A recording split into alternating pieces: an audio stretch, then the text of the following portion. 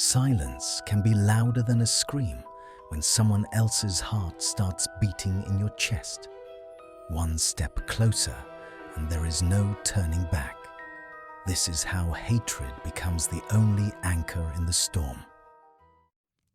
The rain in Wiltshire did not wash the world clean, it merely drowned it. It beat against the high arched windows of the drawing room with a relentless, rhythmic violence, as if the sky itself were trying to demand entry into the silent mausoleum that was Malfoy Manor. Hermione Granger stood by the fireplace, though the grate was cold. The ash within it had settled long ago, undisturbed, much like the dust motes dancing in the singular pale shaft of light struggling through the storm clouds. She kept her hands clasped tightly behind her back, her fingers locking and unlocking in a nervous tick she thought she had abandoned years ago. Her knuckles were white. She was not here for tea. She was not here for reconciliation.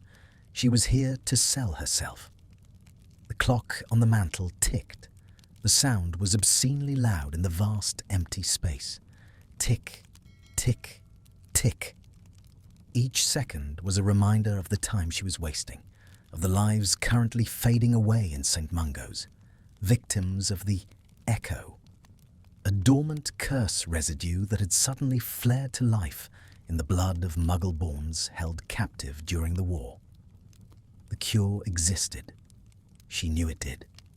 It was buried somewhere in the Arcanum Malfoy, a sentient, blood-locked archive that slept beneath this very floor.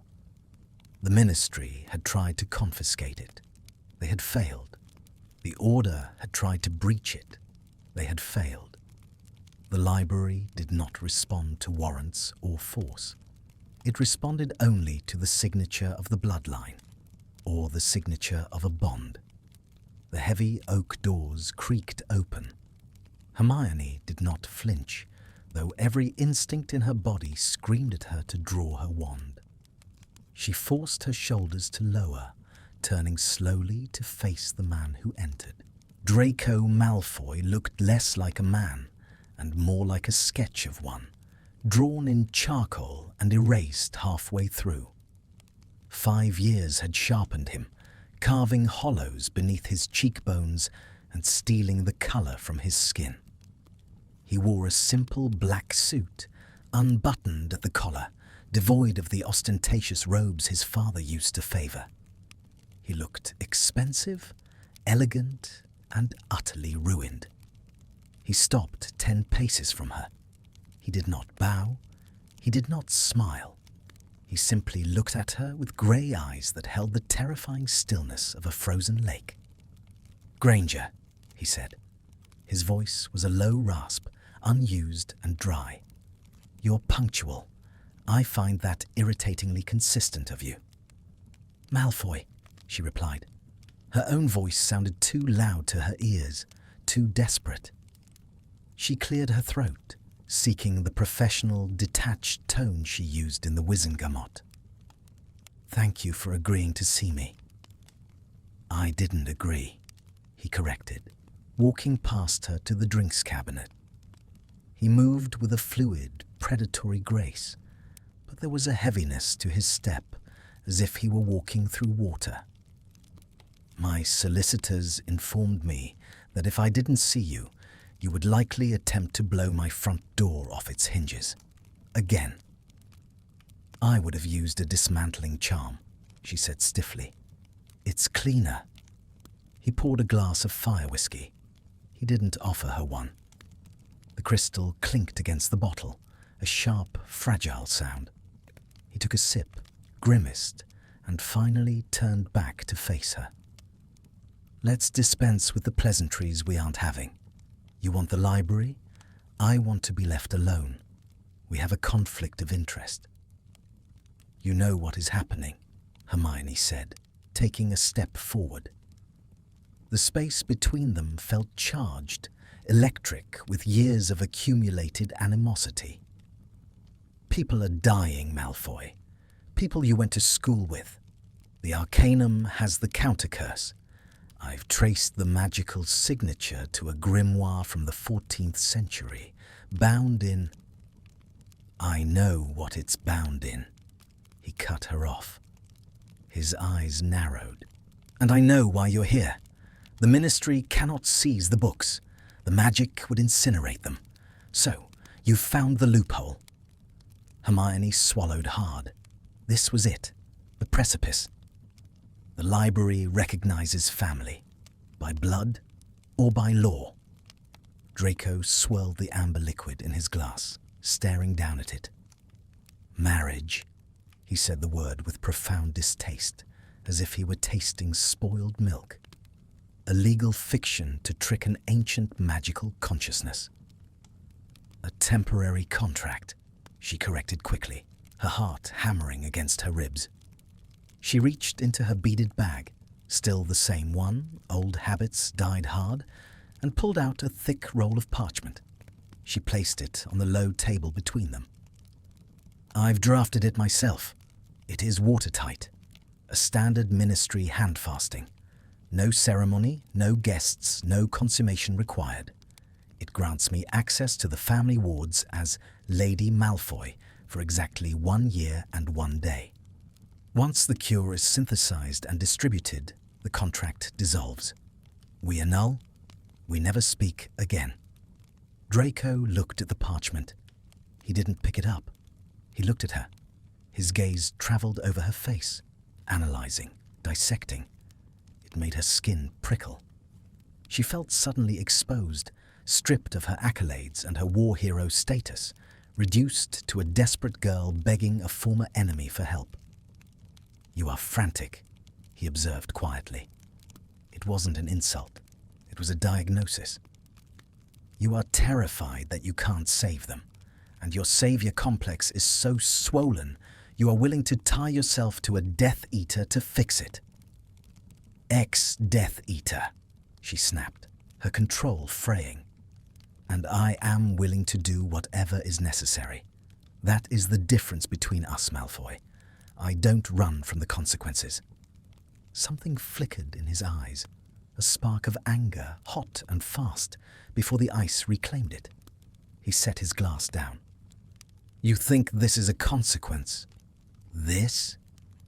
He gestured vaguely to the room, to the house, to himself. This is a purgatory, Granger. You are asking to walk into a graveyard and pretend you're alive. I'm asking you to sign a paper, she insisted, her voice trembling with suppressed frustration. It's just ink. It's just law. It's not real. Magic, Draco said softly, leaning against the back of a velvet armchair, is rarely just anything. Especially the magic bred into the foundations of this house. It is possessive, jealous. I can handle a library, Malfoy. Can you? He tilted his head. And can you handle me? The question hung in the air, heavy and suggestive, though his face remained blank. Hermione felt a flush of heat rise up her neck. Not from attraction, she told herself, but from indignation. I won't have to, she said coldly. The contract stipulates separate living quarters, separate lives. We are to be married on paper only. You stay in the West Wing. I take the East. We interact only when strictly necessary for the library's access protocols. Draco laughed then. It was a dry, humorless sound, like dead leaves scraping across pavement. You have it all planned out. The brilliant Hermione Granger. You've calculated the variables, accounted for the risks. Yes. And what if you're wrong?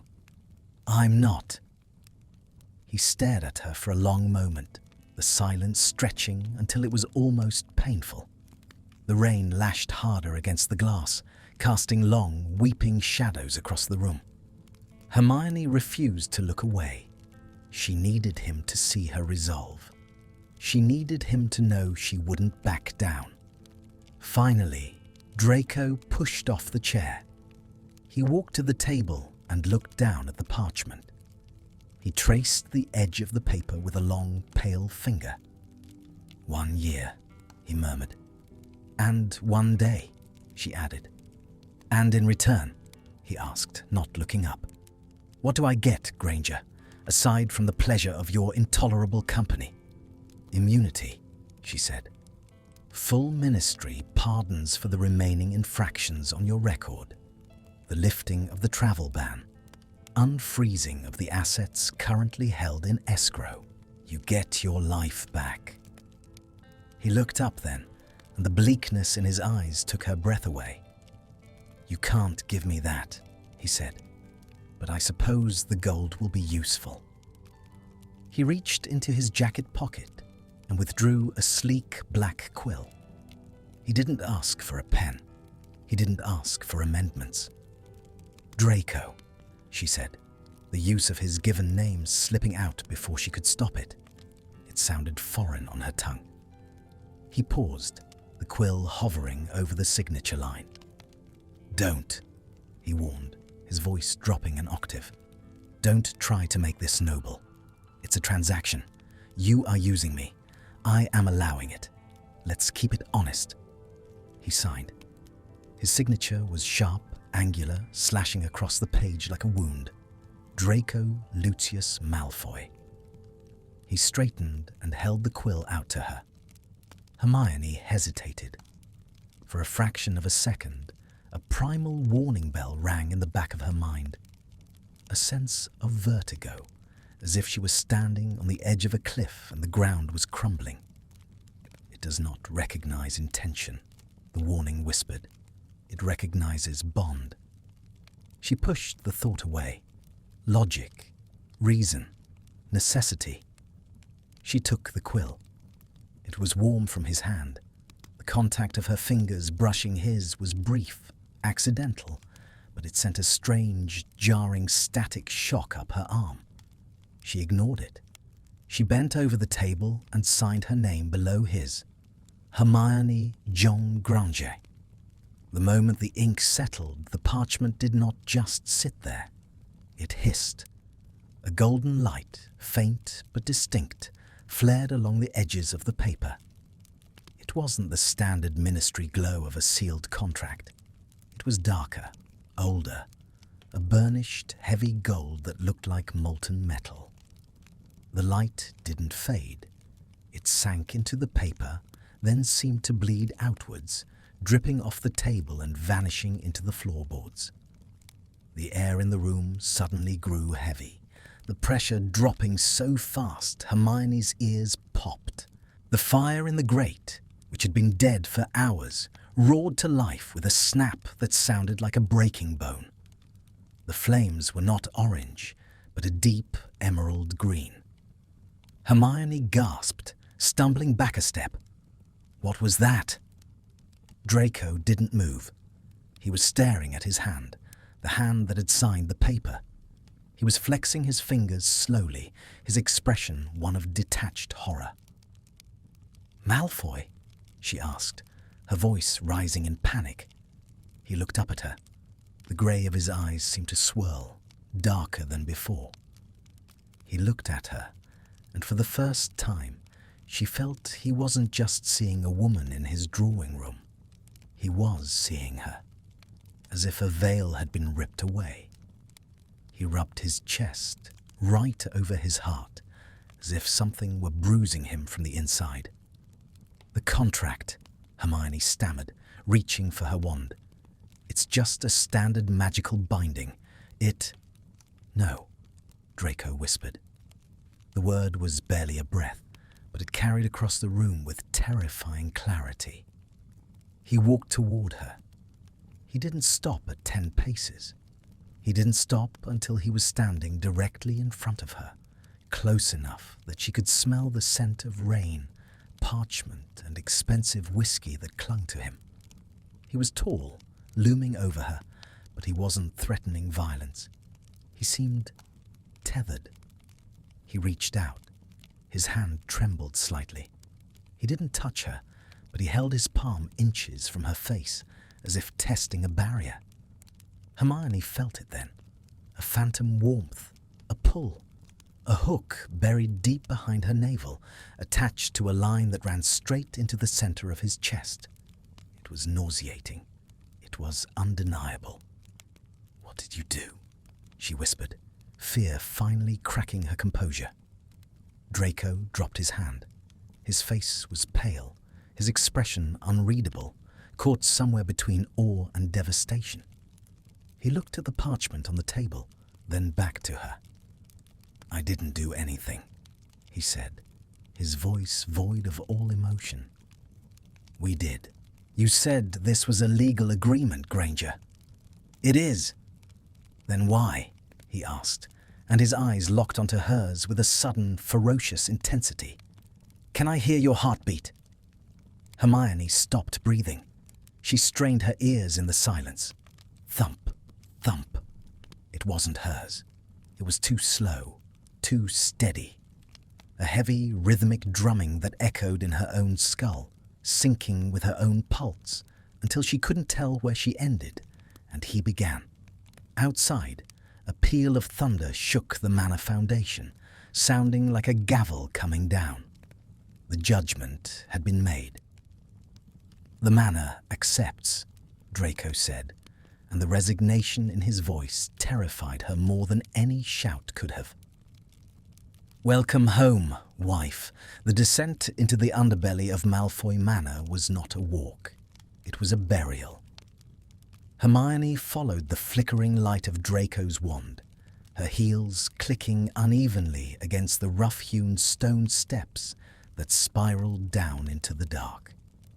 The air grew colder with every revolution, stripping away the warmth of the upper floors, replacing the smell of rain and beeswax with the metallic tang of iron and old, stagnant earth. She counted the steps. 112. 113. It was a coping mechanism. If she counted, she didn't have to think about the phantom heartbeat thudding against her ribs. A slow, mournful rhythm that was not her own. Since the signing of the contract 5 hours ago, the sensation hadn't faded. It had calcified, settling into the marrow of her bones like a second gravity. "Watch your step." Draco's voice drifted back to her, distorted by the narrow acoustic of the stairwell. "The stone is slick here. Moisture seeps in from the lake." "I'm fine," she lied, though her knees were trembling. She wasn't fine. She was walking into the family crypts of a lineage that had wanted her dead for centuries, to perform a binding ritual that felt less like a marriage and more like a blood sacrifice. The ministry official, a nervous little man named Perkins, was waiting for them at the bottom. He had arrived via flu with a briefcase full of legal oversight and a face full of sweat. He had looked at Draco with terror and at Hermione with pity. She hated the pity more. They reached the landing. The space opened up into a cavernous rotunda, the ceiling lost in shadows. Torches in iron brackets flared to life as they entered, casting long, dancing shadows against the walls. The walls were lined with alcoves, and in every alcove lay a sarcophagus. The silence was absolute. It was a heavy, watching silence. "Charming," Hermione whispered, wrapping her arms around herself. She was wearing a simple white dress, a requirement of the ritual Draco had insisted, citing purity of intent rather than tradition. But in the damp cold, it felt flimsy as tissue paper. "My ancestors were not known for their coziness," Draco murmured. He stopped in the center of the room, where a slab of black obsidian rose from the floor like an altar. They preferred intimidation, even in death. Perkins was standing by the altar, shifting his weight from foot to foot. He looked small against the backdrop of looming statues and ancient magic. "Mr. Malfoy, Miss Granger," Perkins squeaked, his voice cracking. I have the ribbon prepared." as per the Ministry Guidelines for Archaic Handfasting, Section 7, Paragraph 4. "Forget the guidelines, Perkins," Draco said, his voice flat. He moved to the other side of the altar, facing Hermione. The black stone stood between them. "Just read the binding. The manor doesn't care about your paragraphs." Hermione stepped up to the altar. Up close, the obsidian was not smooth. It was etched with thousands of microscopic runes that seemed to writhe in the torchlight. She looked at Draco. The shadows cut harsh angles across his face, turning his eyes into pools of mercury. He looked exhausted. He looked like a man walking to the gallows, resigned to the rope. "Are you ready?" he asked. It wasn't a challenge. It was a genuine question. "Yes," she said. She wasn't.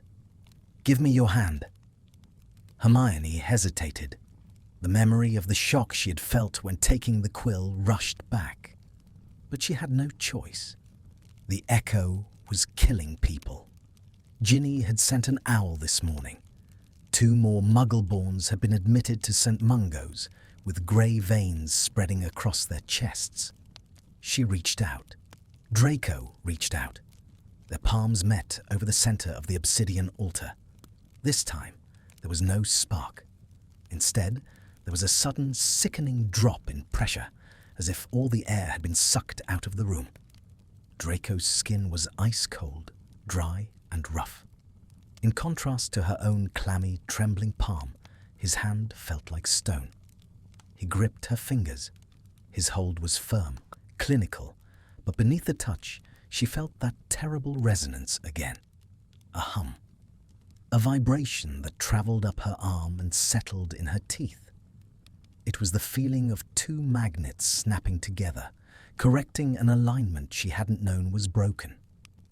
"The ribbon, Perkins," Draco commanded, his eyes never leaving Hermione's face.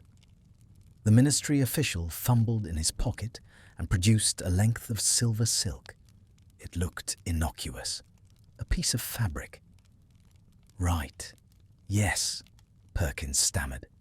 He stepped forward, his hands shaking as he draped the silk over their joined hands. "We are gathered here, beneath the gaze of the ancestors." "Skip the preamble," Draco snapped.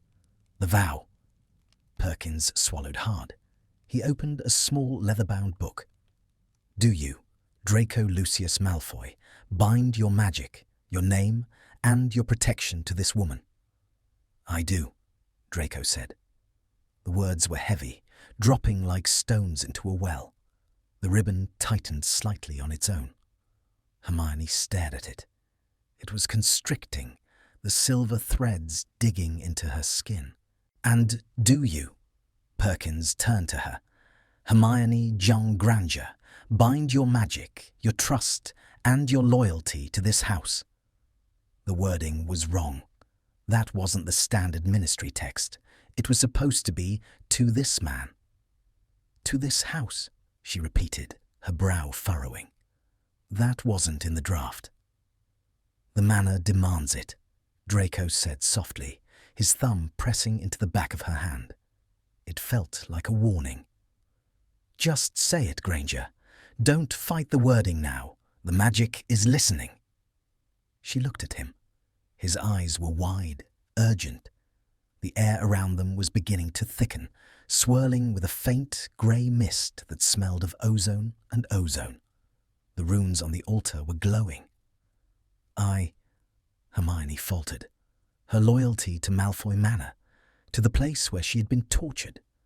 The words tasted like ash in her mouth, but the faces of the dying flashed in her mind. "I do," she whispered. Snap! The sound was louder than a whip crack. The silver ribbon did not just tighten, it dissolved. It liquefied, turning into a band of searing white light that burned into their skin. Hermione cried out, trying to yank her hand back, but Draco held fast. He was grimacing, his jaw clenched so tight a muscle feathered in his cheek, but he didn't let go. "Don't pull," he hissed through his teeth. "You'll tear the skin. Let it set." The light sank into their flesh. It was an invasive, violating sensation, like needles stitching their nerves together. Hermione watched in horror as a thin silver line appeared around her wrist, pulsing in time with a heartbeat that wasn't hers. It mirrored the one forming on Draco's wrist. Then the magic expanded. It wasn't just on their wrists anymore. It was in the room. The shadows in the corners of the crypt seemed to detach themselves from the walls. They drifted closer, tall, indistinct shapes of grey smoke. The ancestors.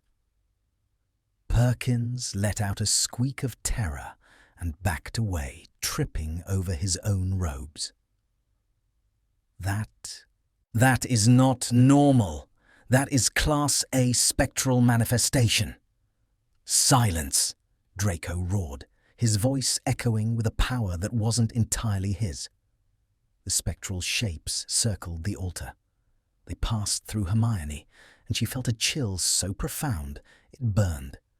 They were tasting her magic, judging it. It felt like being stripped naked in a blizzard. She felt the scrutiny of centuries of pure-blood prejudice, 1,000 cold eyes dissecting her muddy blood. She squeezed Draco's hand, not out of affection, but out of sheer terror. She needed an anchor. Draco squeezed back, and in that moment of contact, the judgment shifted. The ghosts paused. They seemed to sense the link, the terrified, desperate knot of magic tying the two of them together. They didn't see a mudblood and a traitor anymore. They saw a unit, a duality. Slowly, one by one, the shadows bowed. It was a mockery of respect, a dark, twisted acceptance. The light on their wrists faded to a dull, bruised grey. The pressure in the room lifted, rushing back in with a gasp of air. The torches flickered and steadied. Hermione slumped forward, her free hand gripping the edge of the altar to keep from collapsing. Her knees felt like water. She was breathing hard, sweat trickling down her spine. "It is done," Perkins whispered from the shadows, looking pale and ready to vomit. I will file the papers. Good day." He didn't wait for a dismissal. He disapparated with a crack, violating 6 anti-apparition wards that shouldn't have let him leave. But the manor seemed too preoccupied with its new meal to stop him. Hermione stared at her hand. It was still clasped in Draco's. The silver line on her wrist looked like a scar. "You can let go now," she said. Her voice was trembling. Draco didn't move. He was looking at their joined hands with a strange, detached fascination. "I don't think I can." "What?" "Try," he said. Hermione pulled. Pain, white-hot and blinding, shot up her arm, straight into her chest. It felt as if she were trying to rip a limb from its socket. She gasped, stumbling forward, slamming into Draco's chest to stop the agony. He caught her. His hands came up to steady her arms, and the relief was instantaneous. The pain vanished the moment the distance between them closed. She looked up at him, wide-eyed, her breath hitching. She was pressed against him, chest to chest, hip to hip. She could feel the hard lines of his body, the heat radiating through his suit. It was intimate. It was horrifying. "What is this?" she demanded, pushing against his chest. As soon as she created an inch of space, the ache returned, a dull throb in her wrist and a sharp spike in her temples. Draco's face was inches from hers. He looked pale, his eyes scanning her face, searching for the same symptoms he was undoubtedly feeling. "Proximity," he diagnosed, his voice tight. The bond is fresh. It's raw. It thinks we are... He trailed off, swallowing hard. It thinks what? It thinks we are one organism, he finished grimly. It doesn't understand separation. Not yet. Hermione stared at him. You mean I can't leave? I mean, Draco said, lifting his hand. Her hand still fused to his by the invisible tether, to eye level. That if you walk away from me right now, Granger, you will likely pass out from the shock. I have to go to the ministry, she argued, panic rising in her throat like bile. I have work. I have a life. You have a marriage, Draco corrected. He sounded bitter, angry, but beneath the anger there was a current of fear that matched her own. And until the magic settles, it seems you are stuck with me. He stepped back, testing the radius. At 2 feet, the headache started. At 3 feet, Hermione felt her vision blur. She stepped back into his space, gasping as the world sharpened again. The relief of being near him was physically addictive. Her body craved his proximity like a drug, even as her mind recoiled from it. This isn't a contract, she whispered, looking up at the high, dark ceiling of the crypt. It's a cage. Draco looked at her, his expression twisting into a cruel, self-deprecating smile. He gestured to the stairs with his free hand, keeping the other close to hers. Welcome to the family, Hermione, he said. We never let anything go. She looked at the stairs, 113 steps up, but this time she wouldn't be counting them to distract herself. She would be climbing them in lockstep with the man she had spent half her life hating, bound by a force that punished her for every inch of independence she tried to claim. Let's go, she said, her voice stealing over the fear. I need a drink. Finally, Draco drawled, turning toward the stairs, forcing her to move with him in a dark, awkward dance. Something we agree on. As they began the ascent, their shadows merged on the wall, stretching long and distorted, indistinguishable from one another. Deep in the stone beneath their feet, the manor hummed, satisfied. The leash was exactly 15 feet long. Hermione had measured it. She hadn't used a measuring tape. That would have been undignified. But she had counted the floorboards in the library, the flagstones in the hallway, and the paces in the dining room. 15 feet. Beyond that radius, the headache began as a dull throb behind the eyes. At 20 feet, it evolved into a migraine that felt like a heated iron spike being driven into her skull. At 25 feet, the nausea set in, violent and incapacitating. She had not tested 30 feet. She was not a masochist. It had been 4 days since the ritual, 4 days of forced proximity that felt like 4 years. You are pacing. A voice cut through the silence of the library. It was cool, drawling, and laced with a fatigue that mirrored her own. Hermione stopped abruptly near the section on venomous curses of the 16th century. She turned to see Draco Malfoy lounging in a high-backed leather armchair by the fire. He was reading a book, or pretending to. He hadn't turned a page in 20 minutes. I am thinking, she corrected, her voice tight. You are thinking loudly, he countered, finally looking up. His face was pale, the dark circles under his eyes pronounced against his skin. He looked impeccable in a charcoal sweater and trousers, but there was a tension in his posture, a coiled spring ready to snap. Your anxious energy is vibrating through the floorboards. It's distracting. I'm sorry if my attempt to save lives is interfering with your brooding, Hermione snapped, crossing her arms. She took a step away from him, towards the window. Immediately, a warning twinge shot down her spine, a phantom tug, like a fishing line hooking into her navel. She stopped. She was 14 feet away. Draco watched her, his eyes tracking the movement. He didn't mock her. He simply adjusted his position in the chair, wincing slightly as if he felt the tug too. "Sit down, Granger," he sighed, rubbing his temple. "You're making the air cold."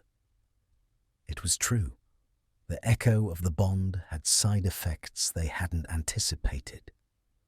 When they pushed the distance, the ambient temperature around them dropped. The manor, in its twisted desire to keep them together, literally froze the space between them to force them closer to shared body heat. Hermione marched back to the large oak table she had claimed as her workspace. It was covered in stacks of ancient grimoires, rolls of parchment, and half-empty cups of tea. She sat down heavily, glaring at the open book in front of her. "The Arcanum is being difficult," she muttered, channeling her frustration into the problem at hand. "I know the countercurse is in the Sanguis section, but the shelves keep shifting every time I approach. It's hiding the book." "It's not hiding it," Draco said, closing his own book. He stood up and walked over to the table. As he entered her personal space, the headache behind Hermione's eyes vanished instantly, replaced by a hum of relief that she resented with every fiber of her being. "It's protecting it. The library senses your hostility. You're attacking the research like it's an enemy fortification." "It is an enemy fortification," she argued. "This entire house is a weapon." "This house is a living thing," Draco corrected softly. He reached past her, his arm brushing against her shoulder. Hermione stiffened. The contact sent a jolt of static through her, making the hair on her arms stand up. It wasn't painful anymore. It was worse. It was pleasant. It felt like coming in from a snowstorm to a warm fire. Her body betrayed her, leaning imperceptibly into his touch before her mind could scream stop. Draco froze for a second, his breath hitching, before he pulled his arm back as if burned. He cleared his throat, staring fixedly at the stack of books. "You need to ask," he said, his voice raspy. "You don't demand from the Malfoy library, you request." "I am not begging a bookshelf for permission," she hissed. "Then you will fail," he said flatly, "and your patience will die." He turned and walked away, heading toward the drinks trolley. The moment he crossed the 10-foot mark, the chill returned. Hermione shivered, pulling her cardigan tighter around herself. She hated this. She hated him. She hated the way he moved, with that aristocratic economy of motion. She hated that she knew exactly how he took his tea. Black, no sugar, brewed for exactly 3 minutes. She hated that she knew he had nightmares. She could feel them. Last night, she had woken up in a cold sweat, her heart racing with a terror that wasn't hers, tasting smoke and hearing the crackle of fiend fire. She had known, with sickening certainty, that he was awake in the room next door, staring at the ceiling, trapped in a memory. They were sharing a suite. It was the only way to sleep. The first night, she had tried to stay in the guest wing. Draco had stayed in the master suite. By 3 a.m., the manor had seemingly had enough of their stubbornness. Hermione had woken up convulsing, her body temperature dropping to dangerous levels. Draco had found her on the floor of the hallway, half frozen, dragging herself toward him because her instincts knew where the heat was. Now they slept in adjoining rooms with the connecting door wide open. It was humid, intimate and excruciating. "I'm going to the kitchens," Draco announced, breaking her train of thought. "I need food. Real food, not the biscuits you've been destroying all afternoon." "I'm not hungry," Hermione lied. Her stomach growled loudly, a traitorous sound in the quiet room. Draco raised an eyebrow. "Get up, Granger. If I go alone, I'll have to drag you magically when the radius snaps, and I'd rather not ruin the carpets." Hermione slammed her book shut. "Fine." They walked through the corridors in silence. It was a grotesque parody of a stroll. They had to match their pace. If Draco walked too fast, Hermione felt a tug on her chest. If she lagged behind, he would stop and wait, looking at the ceiling with exaggerated patience. They were like two prisoners chained together at the ankle, except the chain was invisible and made of pure old magic. In the kitchen, the house elves popped into existence, their eyes wide and terrified. They worshipped Draco, but they looked at Hermione with a mixture of awe and confusion. They could sense the bond. To them, she wasn't just a guest anymore. She was the lady of the house. "Master Draco! Mistress!"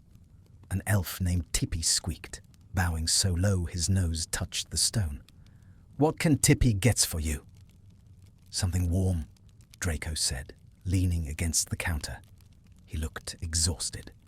The mental toll of the bond was wearing him down just as much as her. And wine.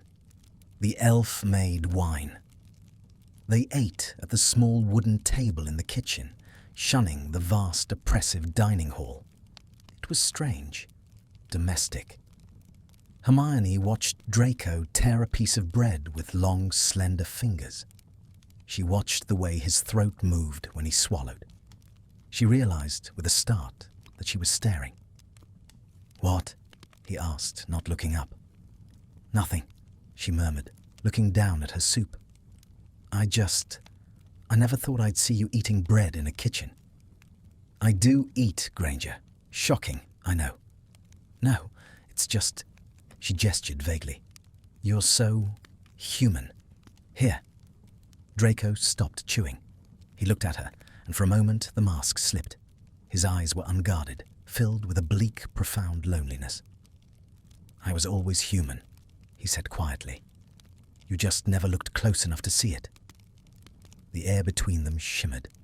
A wave of emotion hit Hermione. Not hers. Regret. Shame. A deep, aching desire for forgiveness that he felt he didn't deserve. It washed over her, tasting like salt and ash. She gasped, dropping her spoon. The clatter was loud in the silence. "Stop it," she whispered, pressing her fingers to her temples. "Stop what?" "Projecting," she accused, her voice shaking. "Keep your feelings to yourself, Malfoy. I don't want them." Draco's face hardened. The walls slammed back up. "I'm not doing it on purpose. Do you think I enjoy feeling your self-righteous judgment every time you look at me? Do you think I enjoy the constant hum of your anxiety? It's like living with a swarm of bees." "Then let me go." "I can't," he shouted, standing up. The chair scraped screechingly against the floor. "Do you think I wanted this? Do you think I wanted to be shackled to the person who hates me most in this world?" "I don't hate you," Hermione yelled back, standing up to meet him. The lie hung in the air. Draco looked at her, his chest heaving. "Yes, you do. You hate what I represent. You hate what I did. And you hate that you need me." He took a step closer, crowding her against the table. The proximity rushed over them, soothing the raw edges of their magic, even as their tempers flared. It was a sickening paradox. Their minds were at war, but their bodies were sighing in relief. "We are stuck," Draco said, his voice dropping to a harsh whisper. So stop fighting the leash, Granger. It only chokes you harder. He turned and stormed out of the kitchen. Hermione had to follow him. She had no choice. She grabbed her wand and ran after him, tears of frustration stinging her eyes. She trailed him through the dark corridors, 10 feet behind, hating the back of his head, hating the rhythm of his footsteps, hating the fact that he was right. Night fell over the manor like a shroud. The storm had passed, leaving behind a silence so deep it felt heavy. In the suite, the atmosphere was suffocating. Draco was in his room, the door open. Hermione was in hers, sitting on the edge of the bed, staring at the canopy. She had changed into her nightgown, a modest cotton thing that felt too thin against the encroaching chill. Even with the door open, the distance was too great. The bed was cold. Her sheets felt damp. She could hear Draco moving around, the rustle of fabric, the click of a glass being set down. Then silence. She tried to read. She tried to occlude, using the rudimentary techniques Harry had tried to teach her. Nothing worked. The bond was a live wire, humming in the dark. She felt him fall asleep. It was a distinct shift in the air, a softening of the tension. His consciousness drifted, and the noise of his mind quieted to a low, steady thrum. Hermione lay back, pulling the duvet up to her chin. She was shivering. Her teeth chattered softly. Just sleep, she told herself. Just sleep. She closed her eyes. She was dreaming of fire. Not the destructive, consuming fire of the war, but a warm, golden hearth. She was walking through a blizzard, the snow biting at her skin, her limbs heavy with ice. But ahead, there was a light, a source of heat. It called to her. It promised safety. It promised life. She walked towards it. The closer she got, the less she hurt. The ice melted from her eyelashes. The numbness in her fingers faded. She needed to be closer. She needed to be inside the light. She reached out. Hermione woke up to the smell of sandalwood and rain. For a moment, she didn't know where she was. The surface beneath her was soft, yielding. The air was warm, blissfully, incredibly warm. She let out a soft sigh, burrowing deeper into the comfort, rubbing her cheek against the pillow. Wait. Her pillow smelled like lavender detergent. This smelled like him. Hermione's eyes snapped open. She was not in her room. She was standing in the doorway of Draco's bedroom. No, she wasn't standing.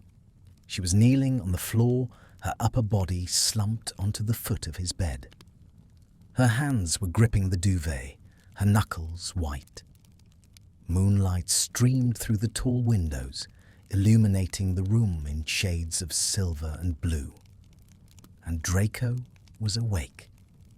He was sitting up in bed, propped against the headboard, staring down at her.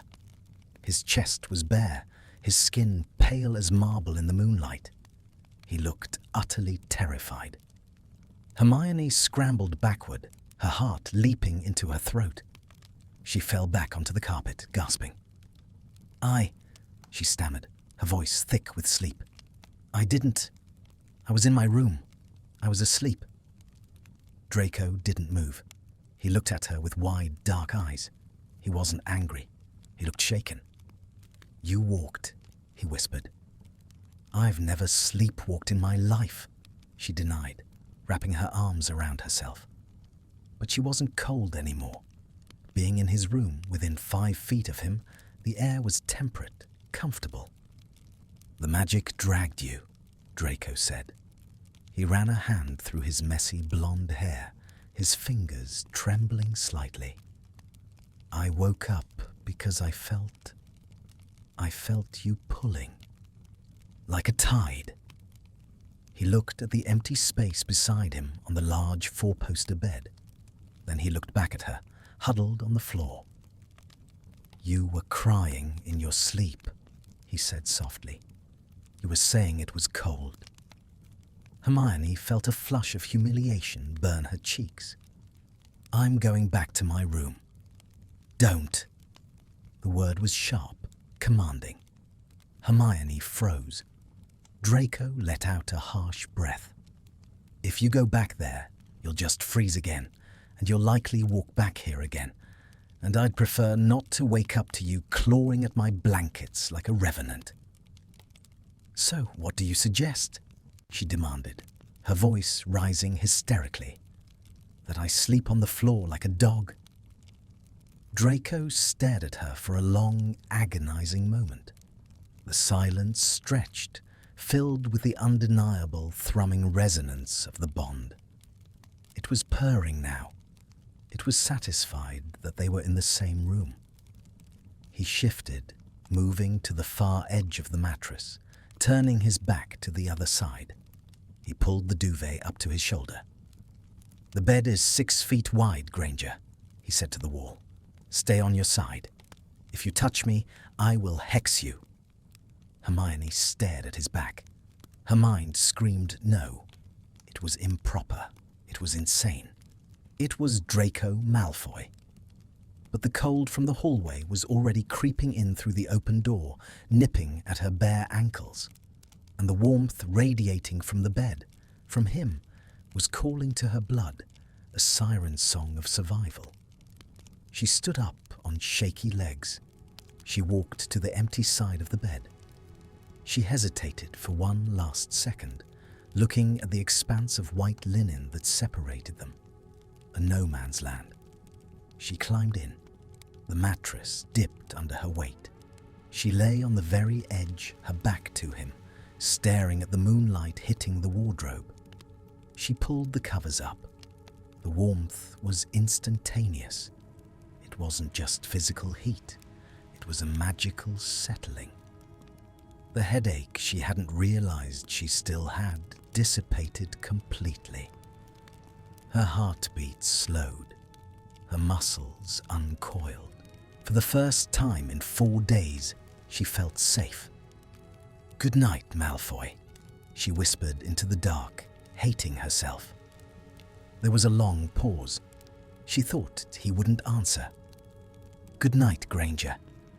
She closed her eyes, and in the darkness of the room, listening to the synchronized rhythm of their breathing, Hermione realized with a jolt of terror that the leashes were gone. The cage wasn't 15 feet wide anymore. It was exactly the size of this bed. Morning in the manor did not break. It seeped in. The heavy velvet curtains of Draco's bedroom filtered the dawn into a bruised grey twilight. Hermione woke slowly. There was no startle reflex, no moment of disorientation. There was only a profound, unnatural sense of rest. She had not slept this well since before the war, deep, dreamless and heavy. She lay still for a moment, cataloguing her body. The tension that usually lived in her shoulders was gone. The headache that had plagued her for days had vanished.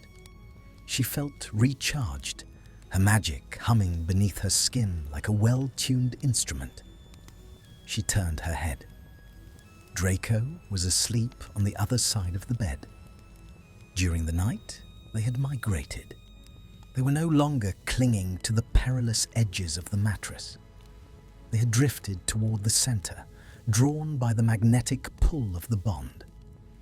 There was perhaps 6 inches of space between them now. Hermione held her breath, watching him. In sleep, the sneer was gone. The lines of cynicism around his mouth had smoothed out. He looked younger, less like the ghost of a man she had met in the drawing room, and more like the boy she had seen across the great hall in 6th year, burdened but human. His hair was a mess of platinum spilling over the pillow, and one hand was curled loosely near his face. As if sensing her gaze, his eyelids fluttered. Hermione squeezed her eyes shut, feigning sleep. She couldn't handle the conversation that would come from waking up staring at him.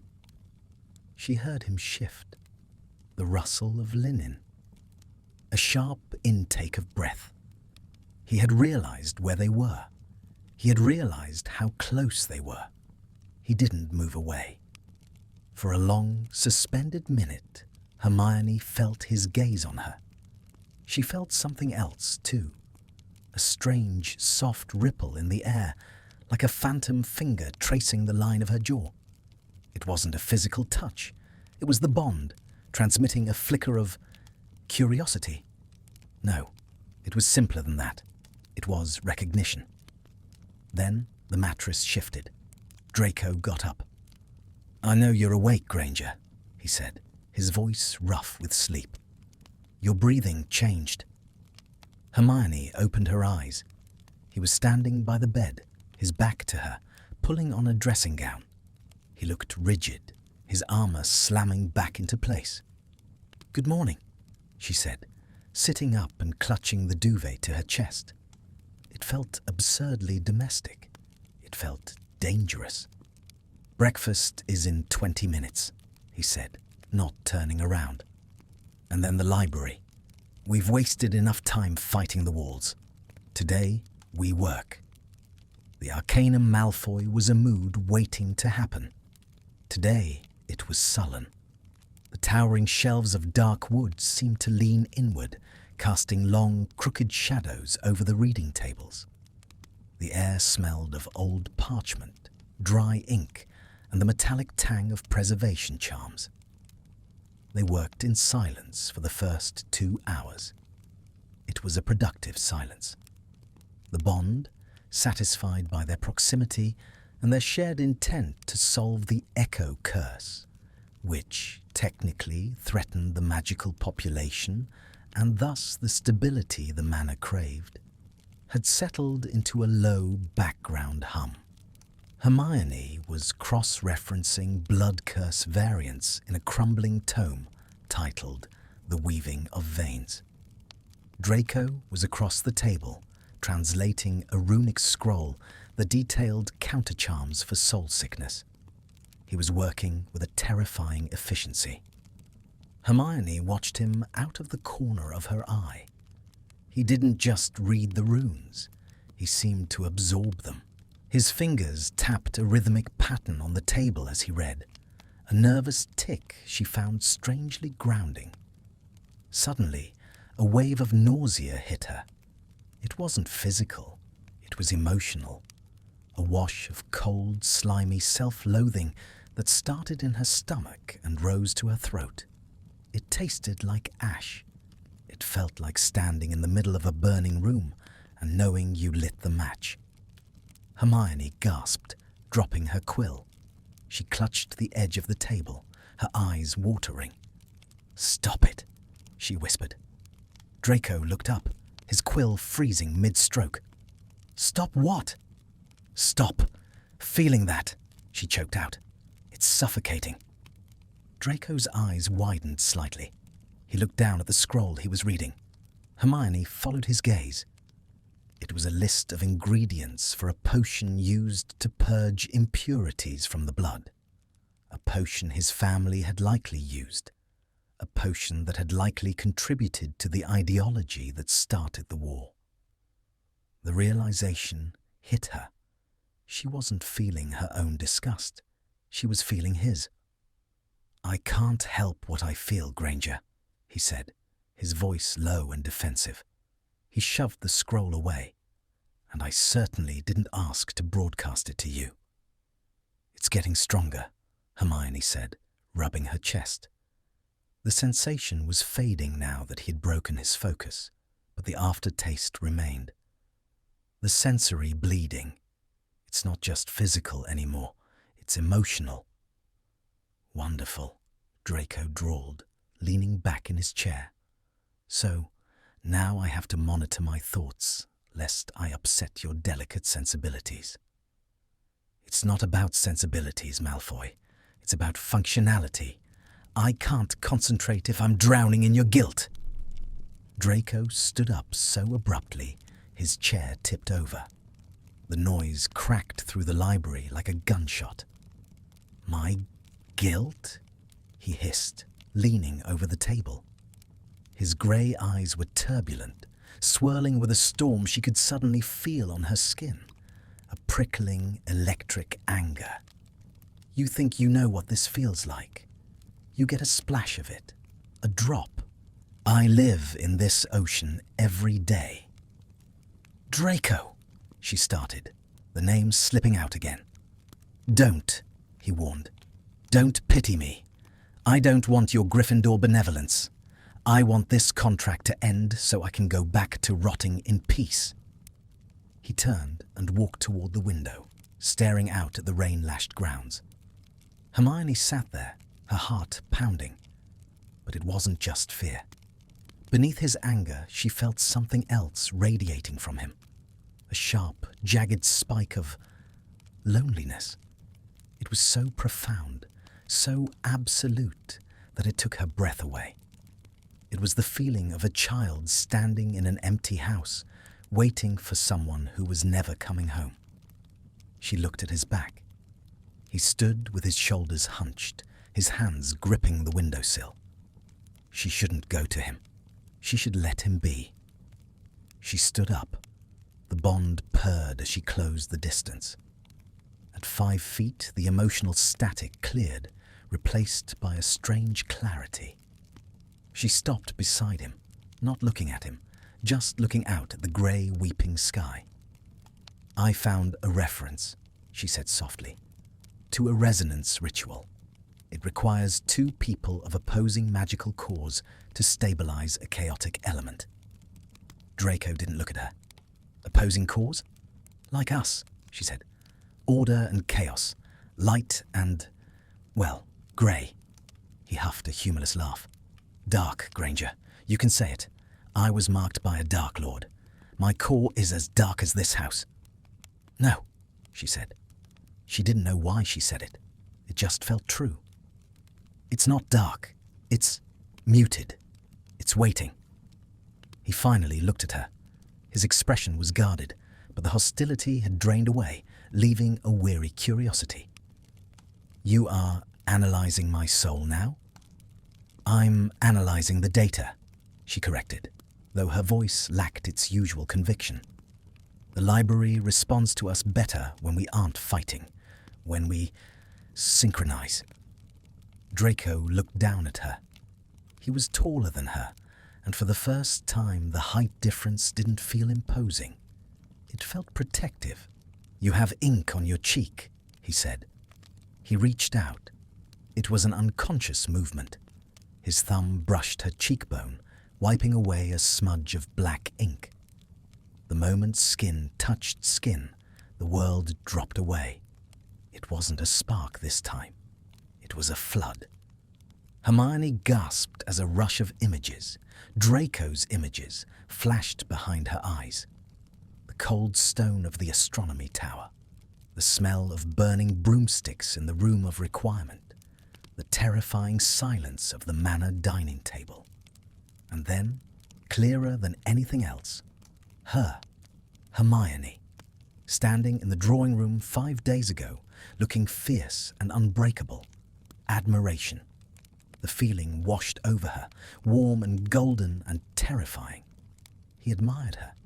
He thought she was brilliant. He thought she was beautiful. Draco snatched his hand back as if he had been stung.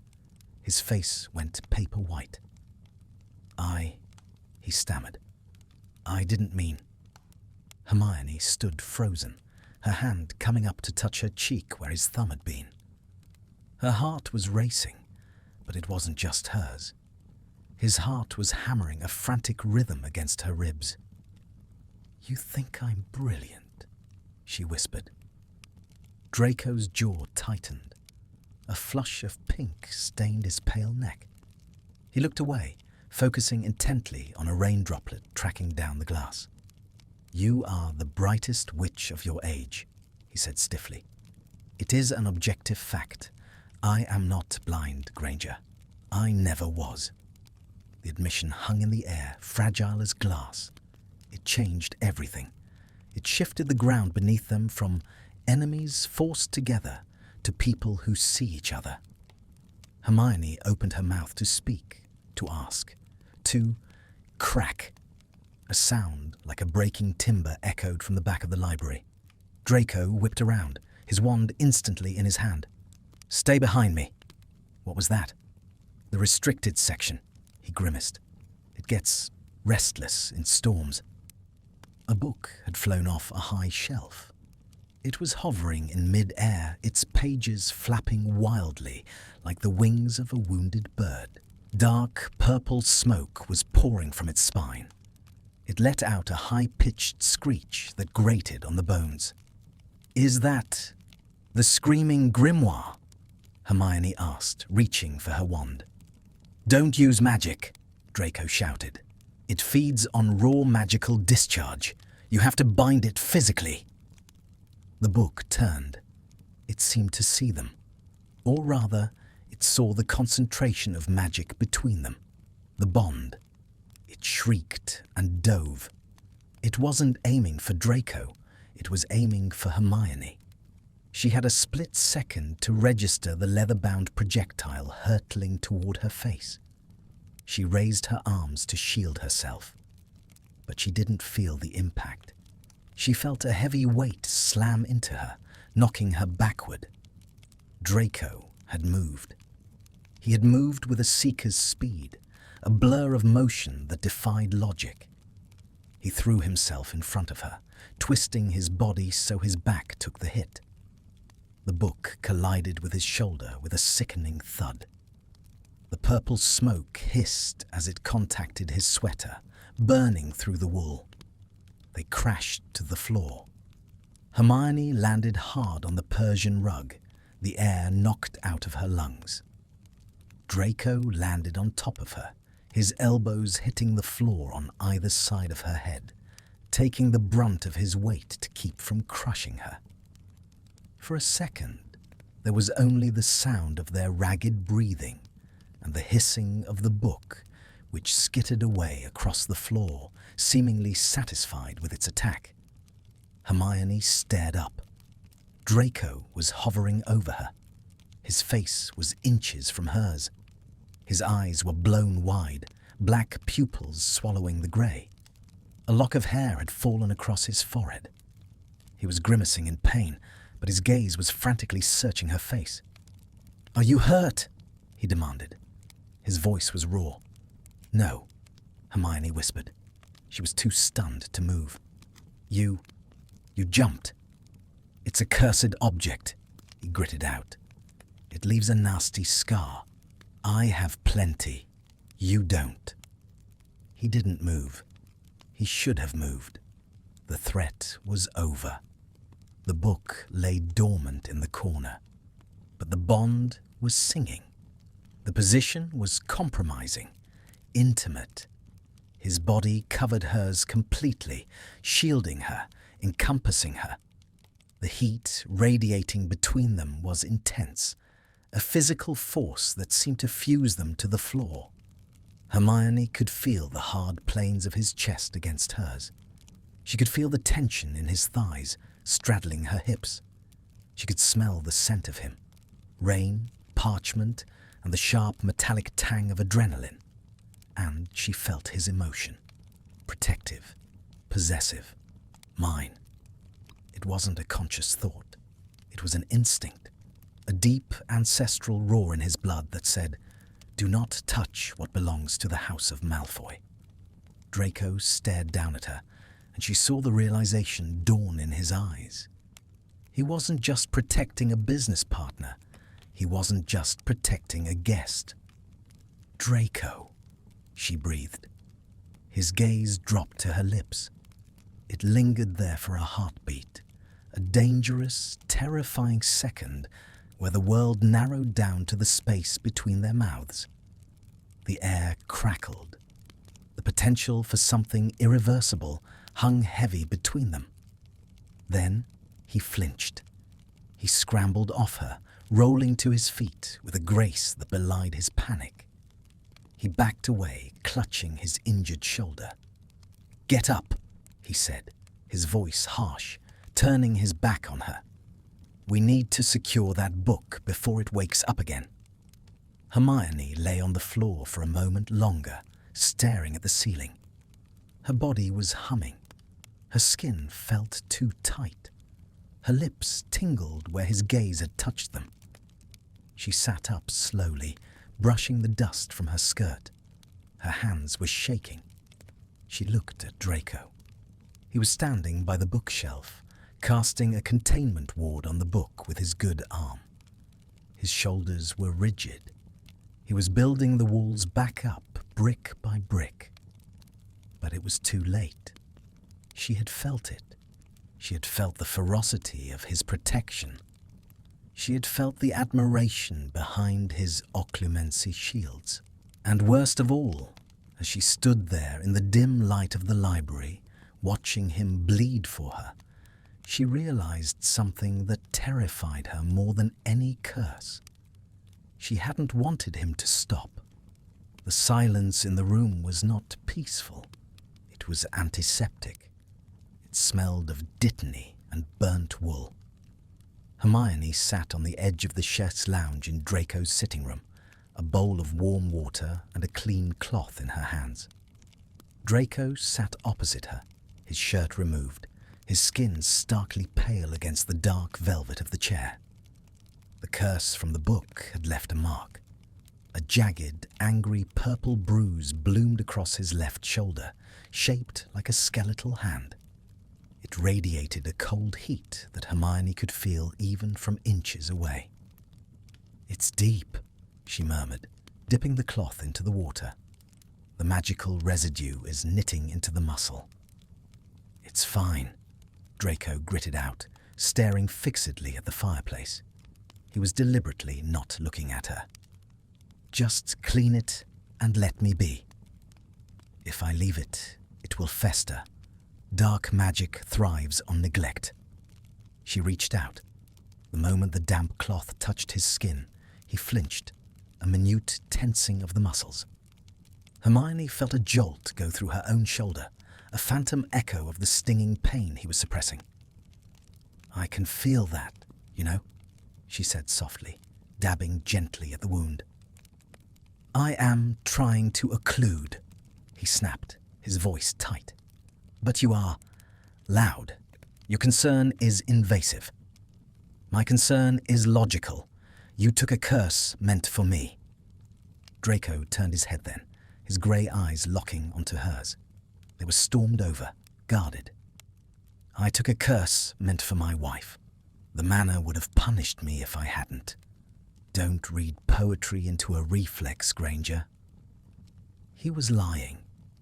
Hermione could feel the lie vibrating in the air between them, a dissonant hum against the bond.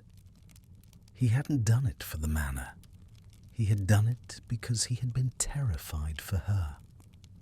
The memory of his fear, raw, jagged, and possessive, still lingered in the back of her mind from the moment in the library. She didn't call him on it. She finished cleaning the wound, applying a thick paste of dittany that made the purple edges recede slightly. She bandaged it with a wave of her wand. "There," she said, sitting back. "Thank you," he said stiffly. He reached for a fresh shirt draped over the armrest. "Draco," she started, watching him button the shirt with one hand. "The book, the one that attacked us, it fell open when it hit the floor. And I saw the page. It wasn't a curse manual. It was the Codex Unio, the Index of Unions." Draco's hands stilled on the buttons. The rooms seemed to drop a few degrees in temperature. "I need to see it," Hermione said, her voice trembling slightly. "Because the counter-curse for the echo, the formula I've been piecing together, it references a catalyst, a binding agent strong enough to override the decay in the victim's blood." Draco finished buttoning his shirt. He stood up, looking weary. "We can look at it tomorrow." "No," she said, standing up too. "Now." They went back to the library. The atmosphere was different now. The playful, dangerous tension of the morning had curdled into something heavier. The bond between them felt taut, like a wire pulled to its breaking point. The screaming grimoire lay on the table where Draco had stunned it. It was quiet now, sullenly emitting puffs of grey smoke. Hermione approached it cautiously, using her wand to levitate it open. She flipped through the pages until she found the diagram she had glimpsed. It was a complex arithmetic structure, 2 circles overlapping, spiraling down into a single point. "Here," she pointed, her finger hovering over the text. "The echo of the blood is silenced only by the voice of the One." She translated the Latin rapidly. "To purge the sickness from the lineage, the heirs must offer the price of unity." She looked up at Draco. He was reading the text over her shoulder, his face impassive. "The price of unity," she repeated. "It's not an ingredient, Draco. It's a state of being. The cure requires the magic of the manor to flow through us, filter through our bond, and into the potion. But to do that..." She scanned the next paragraph, and her blood ran cold. "The channel must be unbroken. The vessel must be sealed. What is joined for the cure cannot be sundered, lest the cure revert to poison." Hermione stepped back, the air rushing out of her lungs. "Cannot be sundered." She turned to Draco. He hadn't moved. He was staring at the page, his expression unreadable. "You knew," she whispered. He looked at her. "I suspected. The magic of this family is rarely without cost." "Cost?" Her voice rose, shrill and panicked. "This isn't a cost, Malfoy. This is a life sentence. If we brew this cure, if we use our bond to make it, we can never annul this marriage. The magic will seal it permanently. If we separate, the cure fails. The patients die." "Yes," Draco said calmly. Too calmly. "And you didn't tell me. I didn't know for certain until you read it just now." "But you suspected." Hermione backed away from him, her hands shaking. The walls of the library felt like they were closing in. The rows of books looked like bars of a cell. "You let me sign that contract knowing there was a chance I couldn't leave." "I let you sign because you were going to kick down my door if I didn't." Draco stepped forward, his calm cracking. "You came here, Granger. You demanded access. You said you would do anything to save them." "I meant sacrifice my time, my pride, not my life." She felt the panic clawing at her throat. This was her worst nightmare. Loss of control, being trapped, being owned. She looked at him, really looked at him. The grey eyes, the sharp jaw, the dark mark hidden under his sleeve. He was the architect of her cage. "You want this," she accused, the thought forming before she could stop it. The paranoia of the bond twisted her perception, feeding on her fear. "You want to trap me here, to redeem your family name, to have the war heroine on your arm. It's the ultimate rehabilitation, isn't it?" Draco stopped dead. The colour drained from his face, leaving him looking like a statue of ice. The bond slammed shut. It didn't break. That was impossible now. But Hermione felt a massive iron wall slam down between their minds. The flow of his emotions, which had been a constant background noise for days, was severed instantly. She was left in a sudden, deafness-inducing silence. "Is that what you think?" Draco asked. His voice was so quiet it was terrifying. It was void of all inflection. "You think I planned this? You think I want you here, looking at me with that look? The look that says I am nothing more than the monster under your bed?"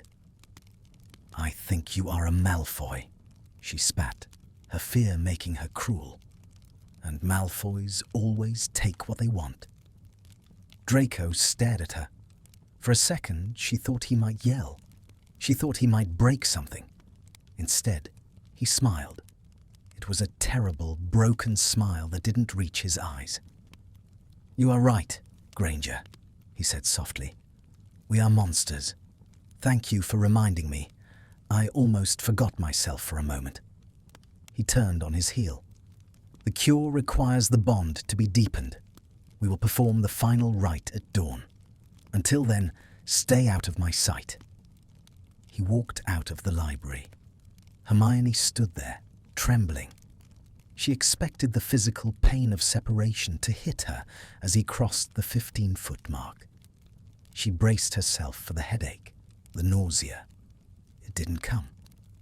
She frowned, clutching her chest. The bond was still there. She could feel the heavy, golden chain of it wrapped around her magical core. But the leash effect was gone. Why? Because the magic is satisfied. A cold voice whispered in her mind. It knows you can't leave. It doesn't need to force you anymore. "No," Hermione whispered. "No, I won't do it." She couldn't stay here. She couldn't be bound to him forever. Not to someone who could shut her out so completely. Not to someone she didn't trust. She grabbed her wand. She didn't think. She just moved. She ran out of the library, down the long, shadowed corridor, towards the great oak front doors. She needed air. She needed to apparate.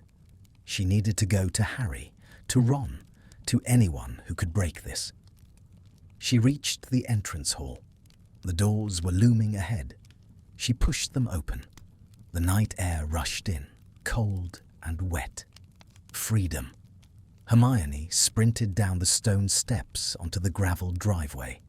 The iron gates were visible in the distance, marking the edge of the apparition wards. She ran. Her breath tore at her lungs.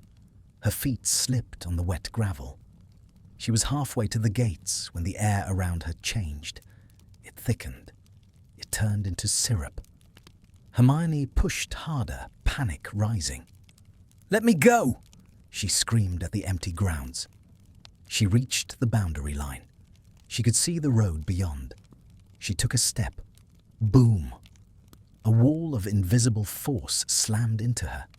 It wasn't like a standard wall that simply stopped you. It was aggressive. It felt like a giant hand shoving her backwards. Hermione flew off her feet, landing hard on the gravel 10 feet back. She gasped. The wind knocked out of her. She scrambled up, wild-eyed. She raised her wand. "Bombarda!" The spell hit the air and dissolved into harmless sparks. The manor absorbed it. Finite. Aberto. Nothing. She ran at the barrier again, throwing her weight against it. It threw her back again, harder this time. She scraped her hands on the stones, blood welling on her palms. "Please," she sobbed, hitting the invisible wall with her fists. "Let me out! I don't belong here!" The air shimmered. The golden light she had seen on the contract flared along the perimeter of the grounds. It pulsed with a heartbeat. Thump, thump. It was mocking her. Hermione sank to her knees in the gravel, dirt and blood staining her white dress. The rain began to fall again, cold and indifferent. She was trapped. The contract wasn't a legal agreement. It was an adoption. The manor had claimed her. She looked back at the house. It loomed against the night sky, dark and majestic and terrifying. And there, in the window of the second floor, Draco's bedroom, she saw a silhouette. Draco was standing there, watching her. He wasn't doing anything to stop her. He wasn't doing anything to help her. He was just watching, his hands behind his back, a figure of stillness in the chaos. He had told her the truth. We never let anything go. Hermione stared at him across the dark grounds, the rain plastering her hair to her face. She felt the bond hum in her chest, not with warmth this time, but with the cold, heavy weight of a shackle. She had accused him of being a jailer, and now, looking at his unmoving form, she realized the tragedy of it. He wasn't the jailer. He was just the other prisoner. The cold did not stop when Hermione stepped back inside the manor. It followed her. It burrowed through her wet clothes, past her skin, and settled deep into the marrow of her bones. She sat on the floor of her bedroom, the east wing of the suite she was supposed to share with Draco, shivering so violently her teeth clicked together like castanets.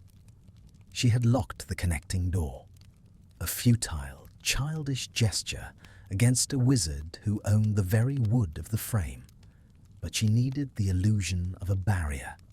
She had accused him of being a monster. He had looked at her with dead eyes and agreed. Monster. The word echoed in her mind, distorted and stretched, bouncing around her skull. I have to think, she muttered, her voice a ragged croak. She tried to stand, but her legs were made of lead. The room tilted dangerously. The shadows in the corners seemed to detach themselves, elongating into grasping fingers. This wasn't hypothermia. She knew hypothermia. This was rejection. Her body was fighting the bond.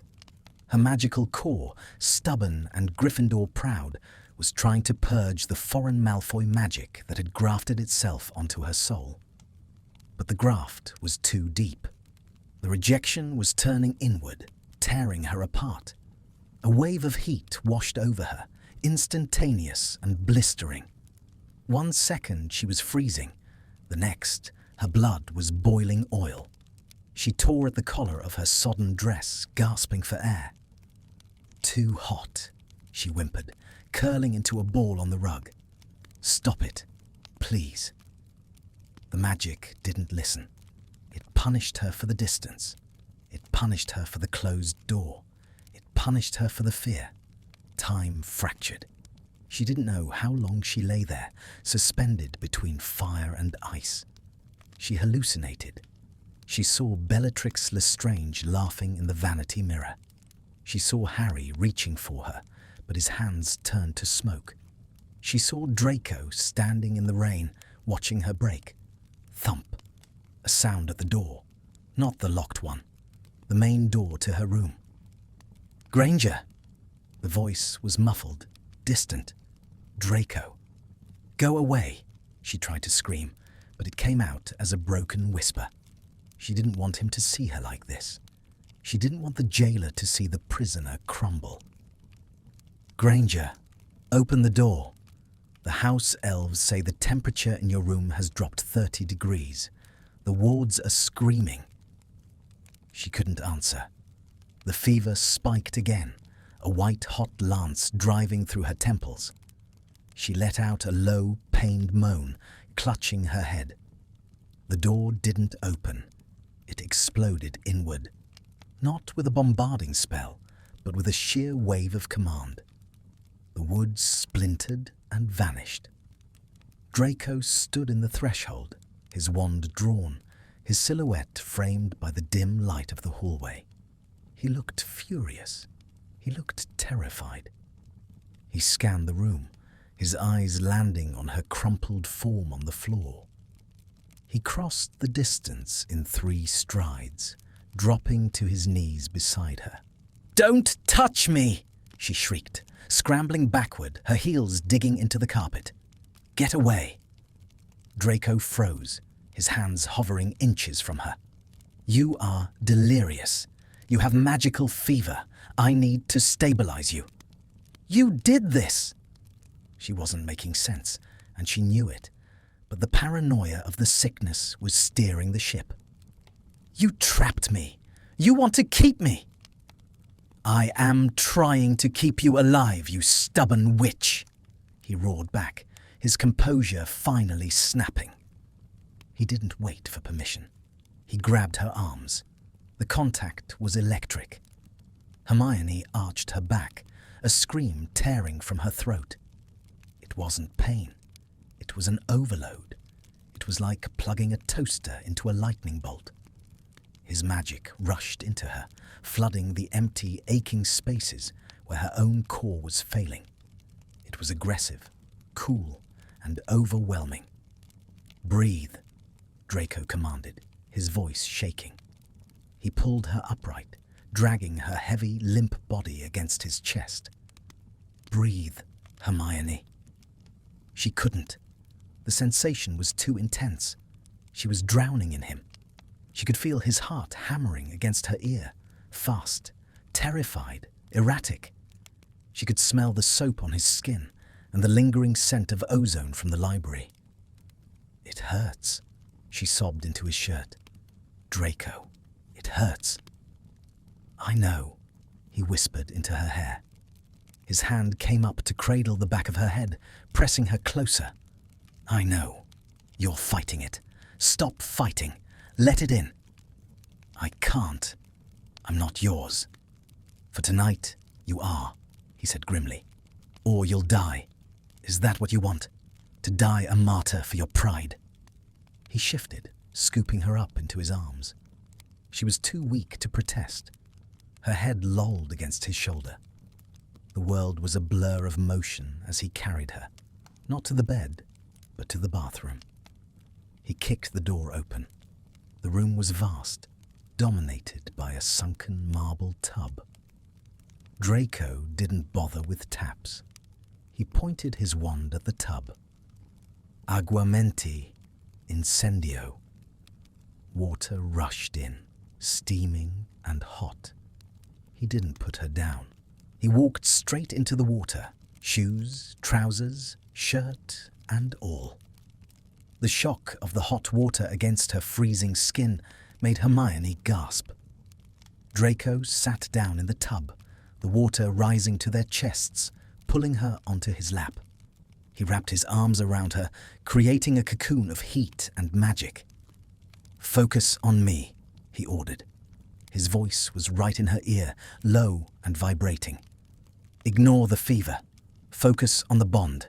Find the tether." Hermione squeezed her eyes shut. She searched the chaos of her mind. She found the golden chain, the one she had tried to run from. It was pulsing. "I see it," she whispered. "Grab it," he said. "Pull." She mentally reached for the link. As soon as she touched it, the pain fractured. The fire in her blood cooled. The ice melted. The nausea receded, replaced by a heavy, languid exhaustion. She slumped against him, the water lapping at her chin. She was shivering, but it was the aftershocks of trauma, not the fever. Draco let out a long breath, resting his chin on top of her wet, tangled hair.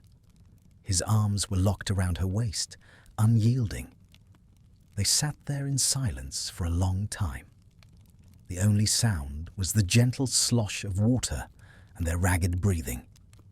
The steam rose around them, misting the mirrors, turning the bathroom into a white, hazy dreamscape. Hermione looked down at her hands. They were pale, trembling, resting on Draco's soaked forearms. The water had turned his white shirt translucent. She could see the dark ink of the mark on his left arm, distorted by the wet fabric. "I almost died," she said. It wasn't a question. "Yes," Draco said. His voice was flat, devoid of the earlier panic. He sounded drained. "Because I tried to leave." "Because you tried to deny a fundamental law of magic," he corrected. "The Manor doesn't understand divorce, Granger. It understands abandonment, and it doesn't tolerate it."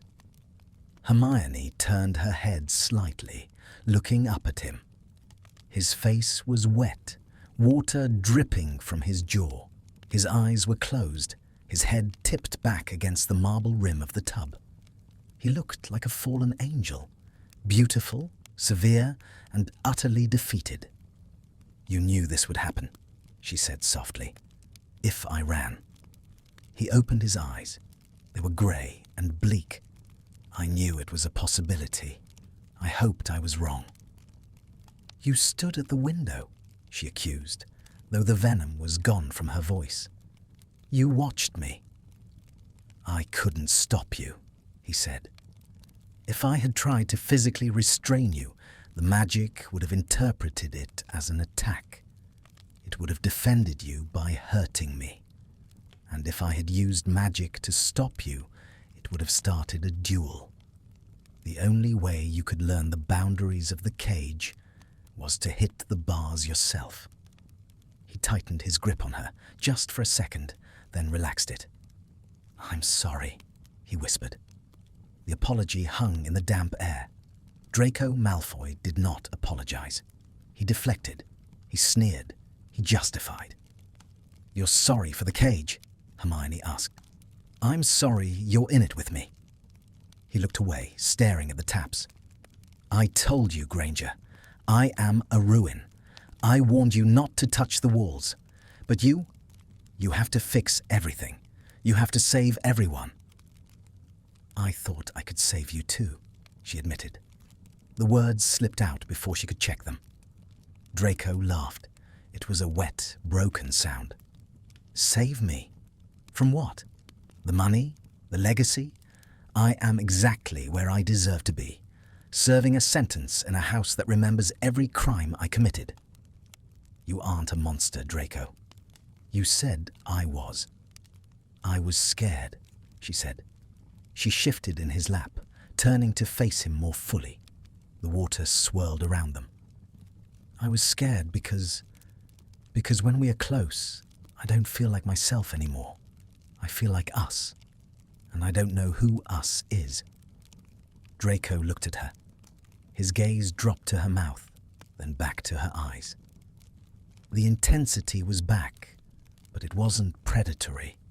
It was yearning. It was the look of a man starving to death, looking at a feast he knows is poisoned.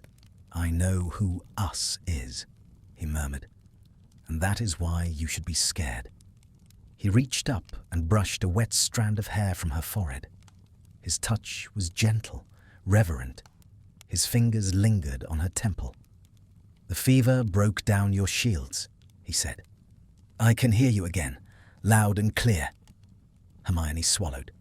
"What do you hear?" "Confusion," he listed. "Exhaustion and softness." He frowned slightly. "Why is there softness, Granger? I locked you in a house. I watched you almost die." "Because you came for me," she whispered. "You broke down the door. You sat in boiling water in your favorite shirt. You saved me." Draco's hand cupped her cheek. His thumbs stroked her skin, sending shivers down her spine that had nothing to do with the cold. "I am selfish," he said. "If you die, the silence returns, and I don't think I can handle the silence anymore." Hermione looked at him, and the truth hit her with the force of a bludger. She didn't hate him. She hadn't hated him for a long time.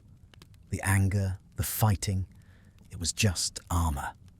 Beneath it, there was this: two broken soldiers finding the only other person who spoke their language. "I don't hate you," she said. The confession was quiet, but in the small tiled room, it sounded like a shout. Draco went still. His hand stopped moving on her cheek. He stared at her, his expression shattering. For a moment, he looked young again. The boy who had no choice. The boy who cried in the bathroom in 6th year. He closed his eyes, leaning his forehead against hers. "I wish you did," he breathed, his voice cracking. "God, Hermione, I wish you did." Because if she hated him, he could keep his distance. He could let her go when the year was up, legalities be damned. He could endure the solitude. But if she didn't hate him, if she looked at him with those big brown eyes filled with forgiveness, then he would never be able to let her go. And the magic, sensing his desire, would make sure he never had to. "We need to get out of the water," he said abruptly, pulling back. The walls were up again, but they were made of glass now, fragile, see-through. "You'll catch a chill, a muggle one this time." He stood up, lifting her effortlessly out of the tub. He set her down on the bath mat and dried her with a quick flick of his wand. He dried himself just as fast. "Go to bed, Granger," he said, opening the door to the bedroom. He didn't look at her. He couldn't. Hermione stood there, wrapped in a warm towel, watching him. "Draco," she said. He paused in the doorway. "Stay," she said. "Please." He didn't turn around. His knuckles were white where he gripped the doorframe. "I can't," he rasped. "Not tonight. Tonight, I am too close to the edge." He walked out, closing the door softly behind him. Hermione stood in the center of the room. The bond was humming, a warm, golden song in her chest. It wasn't pulling her anymore. It was waiting. She touched her cheek where his hand had been.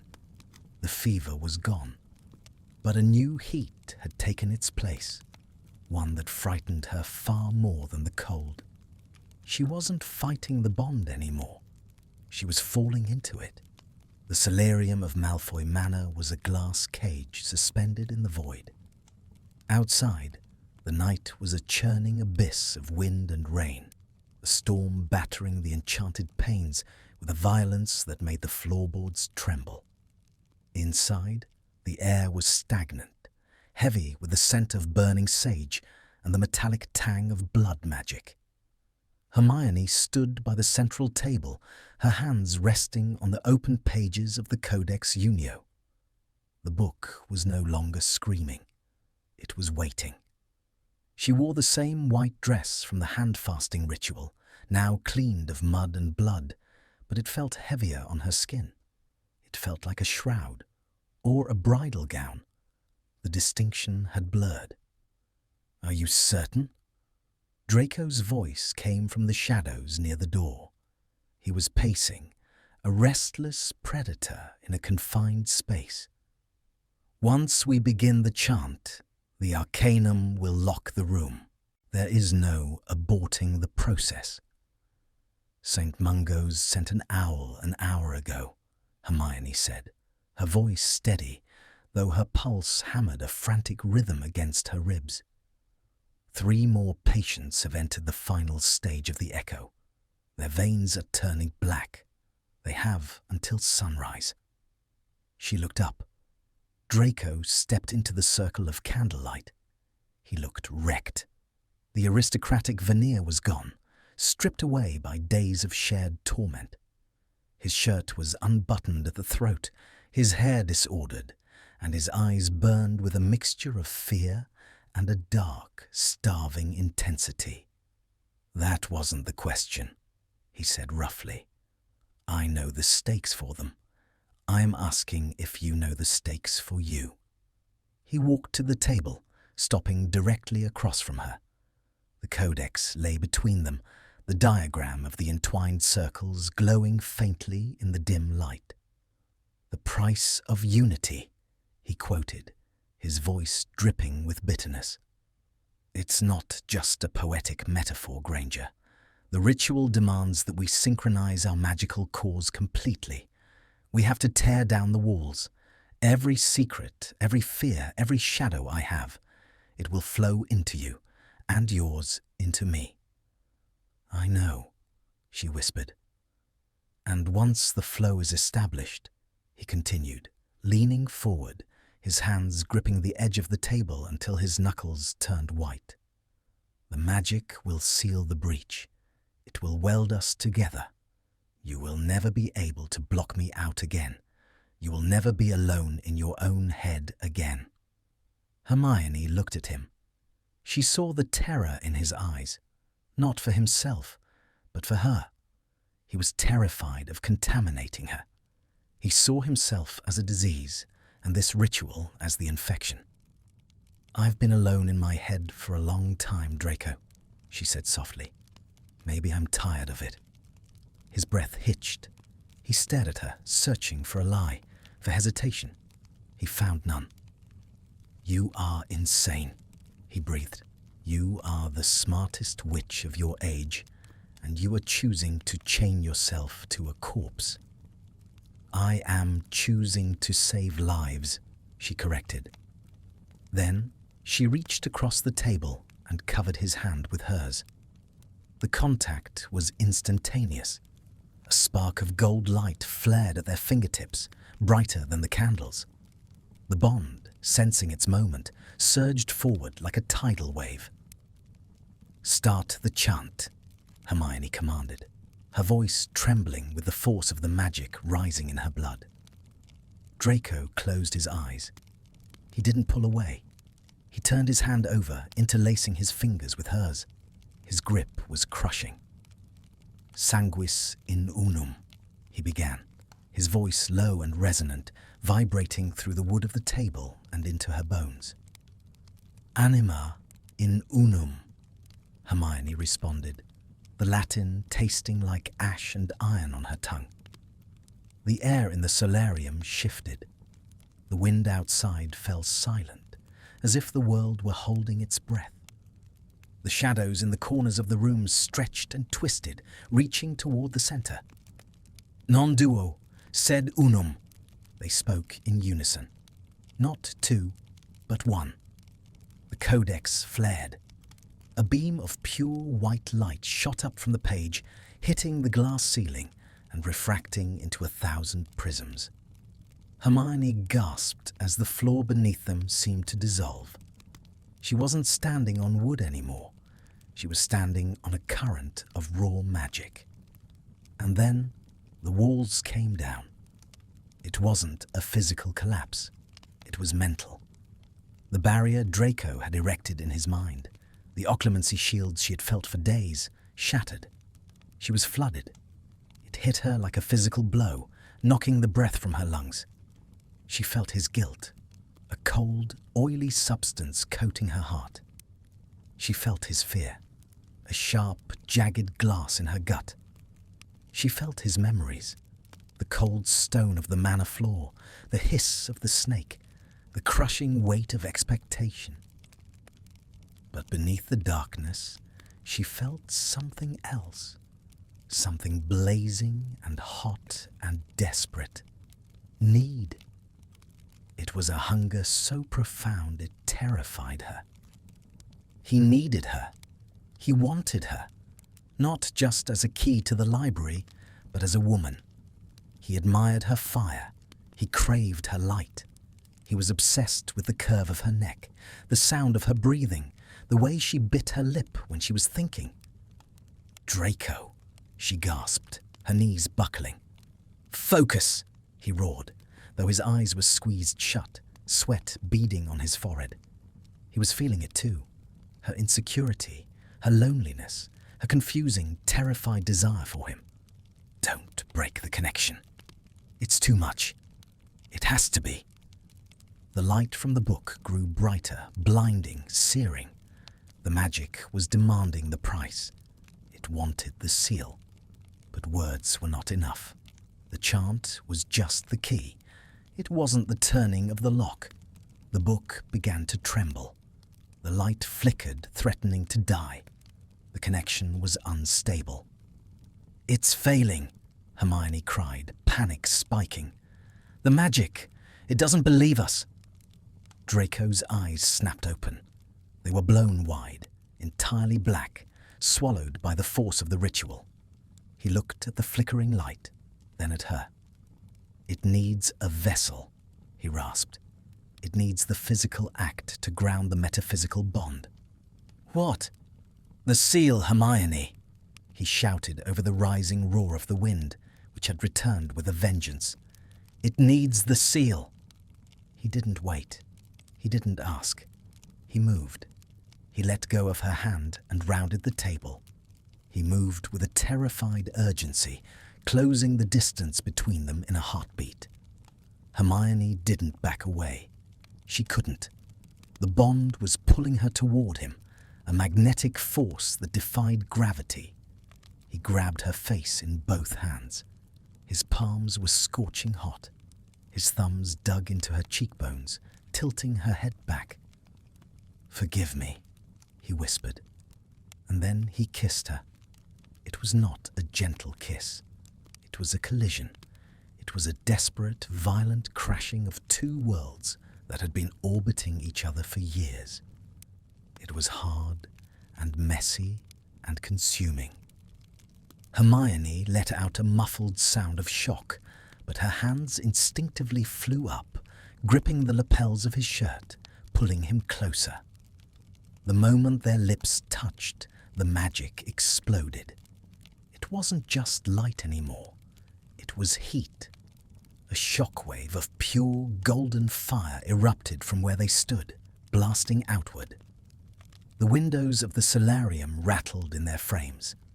The candles were extinguished instantly, but the room was brighter than noon.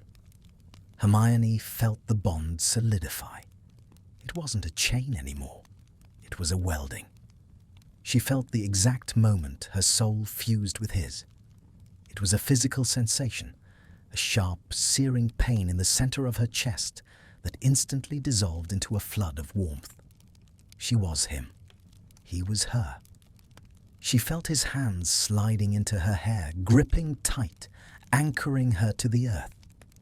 She felt the desperate, frantic rhythm of his heart, and she knew with absolute certainty that it was beating for her. She opened her mouth, deepening the kiss, surrendering to the pull. She poured everything into him, her trust, her fear, her future. She gave him her autonomy, and in return, she took his burden. The codex on the table slammed shut. Then, slowly, it began to glow with a soft blue light, the light of the cure. Draco broke the kiss, but he didn't pull away. He rested his forehead against hers, gasping for air. His hands were still tangling in her hair, trembling violently. "It's done," he choked out. Hermione opened her eyes. The world was spinning. Her lips felt bruised and swollen. Her body was humming with a power that was too big for one person. She looked at him. His eyes were open, staring into hers, and there were no walls left. None. She could see straight into him. She saw the relief. She saw the awe. And she saw the terrifying realizations settling in behind the grey irises. Mine. Forever. She felt the thought as if it were her own. "The book," she whispered, her voice sounding foreign to her ears. Draco didn't look at the book. He couldn't take his eyes off her face.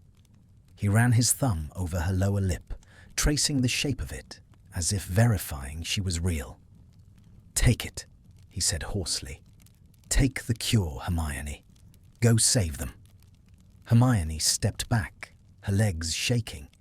The separation of even a few inches felt wrong, like stretching a piece of elastic. But the pain, the punishing headache, was gone. The leash was gone.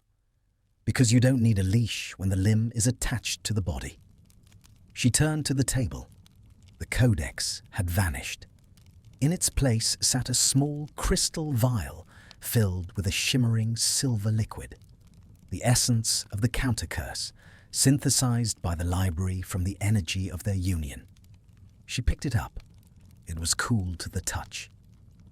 "We did it," she said, turning back to him. Draco was leaning against the table, his head bowed, his breathing still ragged. He looked like a man who had just survived a shipwreck, only to realize he was stranded on an island with no way home. "Yes," he said quietly. "We did." He looked up, and the intensity of his gaze pinned her to the spot. "You should go to St. Mungo's," he said. "The apparition wards will let you pass now. You are fully recognized." Hermione clutched the vial. She knew he was right. Lives were hanging in the balance. Every second mattered. "I'll be back," she said. "I know," Draco replied. A ghost of a smile touched his lips.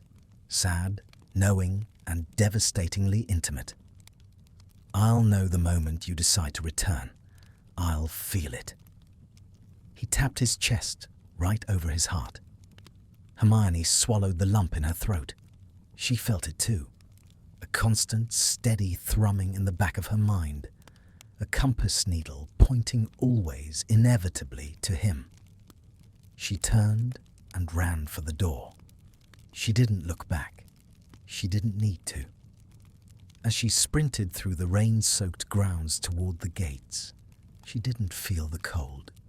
She carried the fire with her, and for the first time in her life, she wasn't running toward a solution.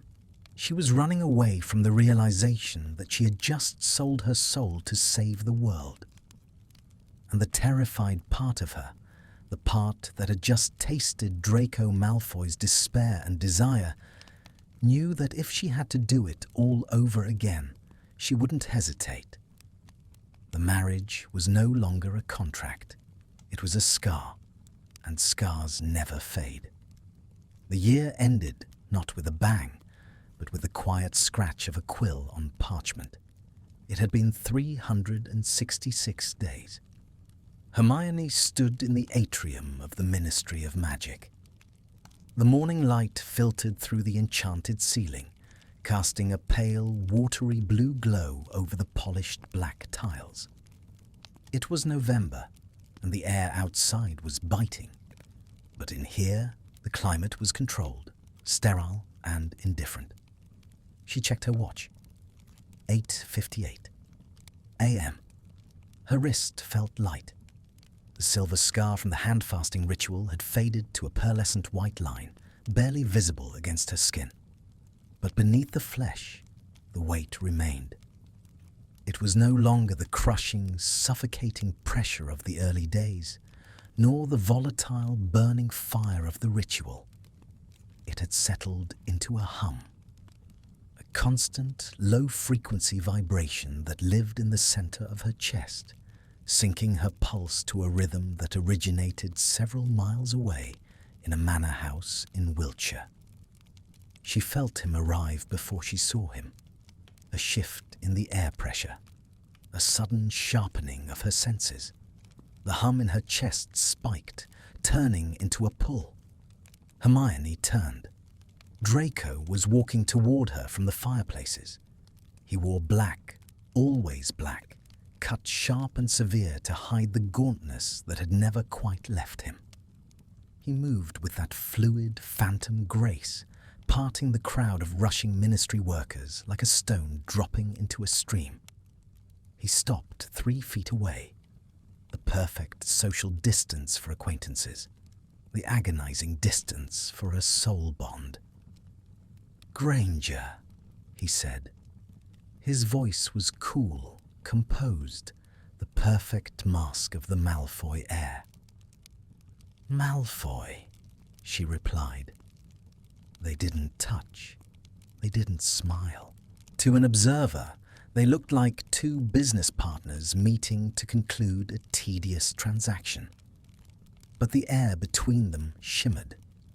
Hermione could feel his anxiety radiating off him in waves, a cold, metallic taste on her tongue. She could feel the tight coil of his muscles, the way he was bracing himself. He was preparing for an amputation. "You look well," he said, his eyes scanning her face, lingering on the dark circles under her eyes that contradicted his words. "The cure is stable," she said, falling back on the safe topic. "The last patient was discharged yesterday. The echo is gone." "Mission accomplished," Draco said. His mouth twitched, a ghost of a bitter smile. "You saved them all." "We saved them," she corrected. He looked away, staring at the golden statue in the center of the fountain. "The contract stipulates that upon the successful distribution of the cure, and the expiration of the calendar year, the union is to be dissolved, nullified. I know the terms, Draco. I wrote them. Right. He adjusted his cufflinks. It was a nervous tick. She felt a spike of jagged fear from him, quickly smothered by a heavy blanket of occlumency. Shall we? The department is expecting us. They walked to the lifts. They stood side by side, not touching, as the golden grills rattled shut. The lift was crowded. A wizard in purple robes bumped into Hermione, pushing her slightly. She stumbled, her shoulder brushing against Draco's arm. Immediately, the hum in her chest roared. A spark of pure, comforting warmth flooded her system, chasing away the chill of the ministry atrium. Draco's hand twitched at his side, his fingers flexing as if he wanted to reach out, to steady her, to claim her. He didn't. He stared straight ahead at the floor numbers. Level 2, Department of Magical Law Enforcement. They walked in silence to the office of the Registrar of Marriages. It was a small, dusty room that smelled of stale coffee and bureaucracy. The official, a woman named Madame Pince, a distant cousin of the Hogwarts librarian, judging by the severe pinch of her mouth, had the file open on her desk.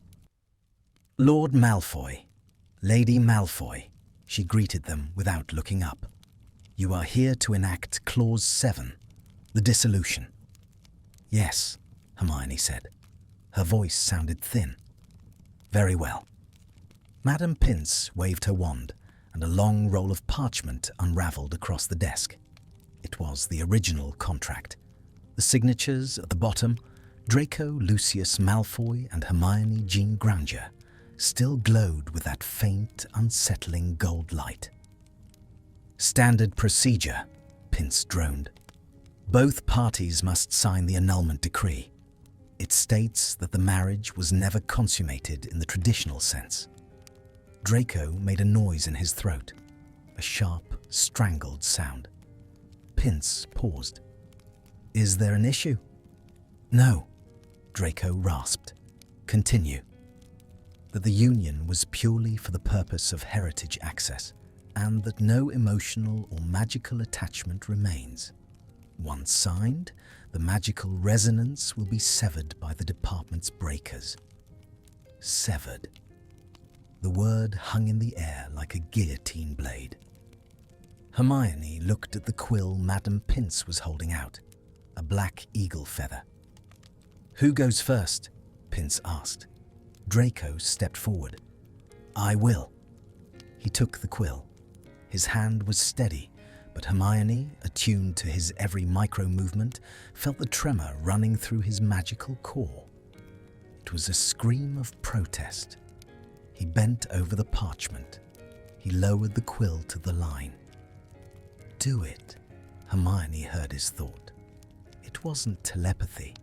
It was just the bond, leaking his internal monologue because his shields were failing under the stress. Let her go. Give her back her life. You are the cage. Open the door. He pressed the quill to the paper. Hiss! The parchment smoked. A spark of black lightning shot from the paper, striking the quill. Draco dropped it with a curse, shaking his hand. The quill lay on the desk, charred and smoking. Madame Pince frowned, adjusting her spectacles. Odd. The paper seems to be resisting. There must be some residual static. She produced a fresh quill. Try again, Lord Malfoy. Firmly. Draco picked up the second quill. He looked at Hermione.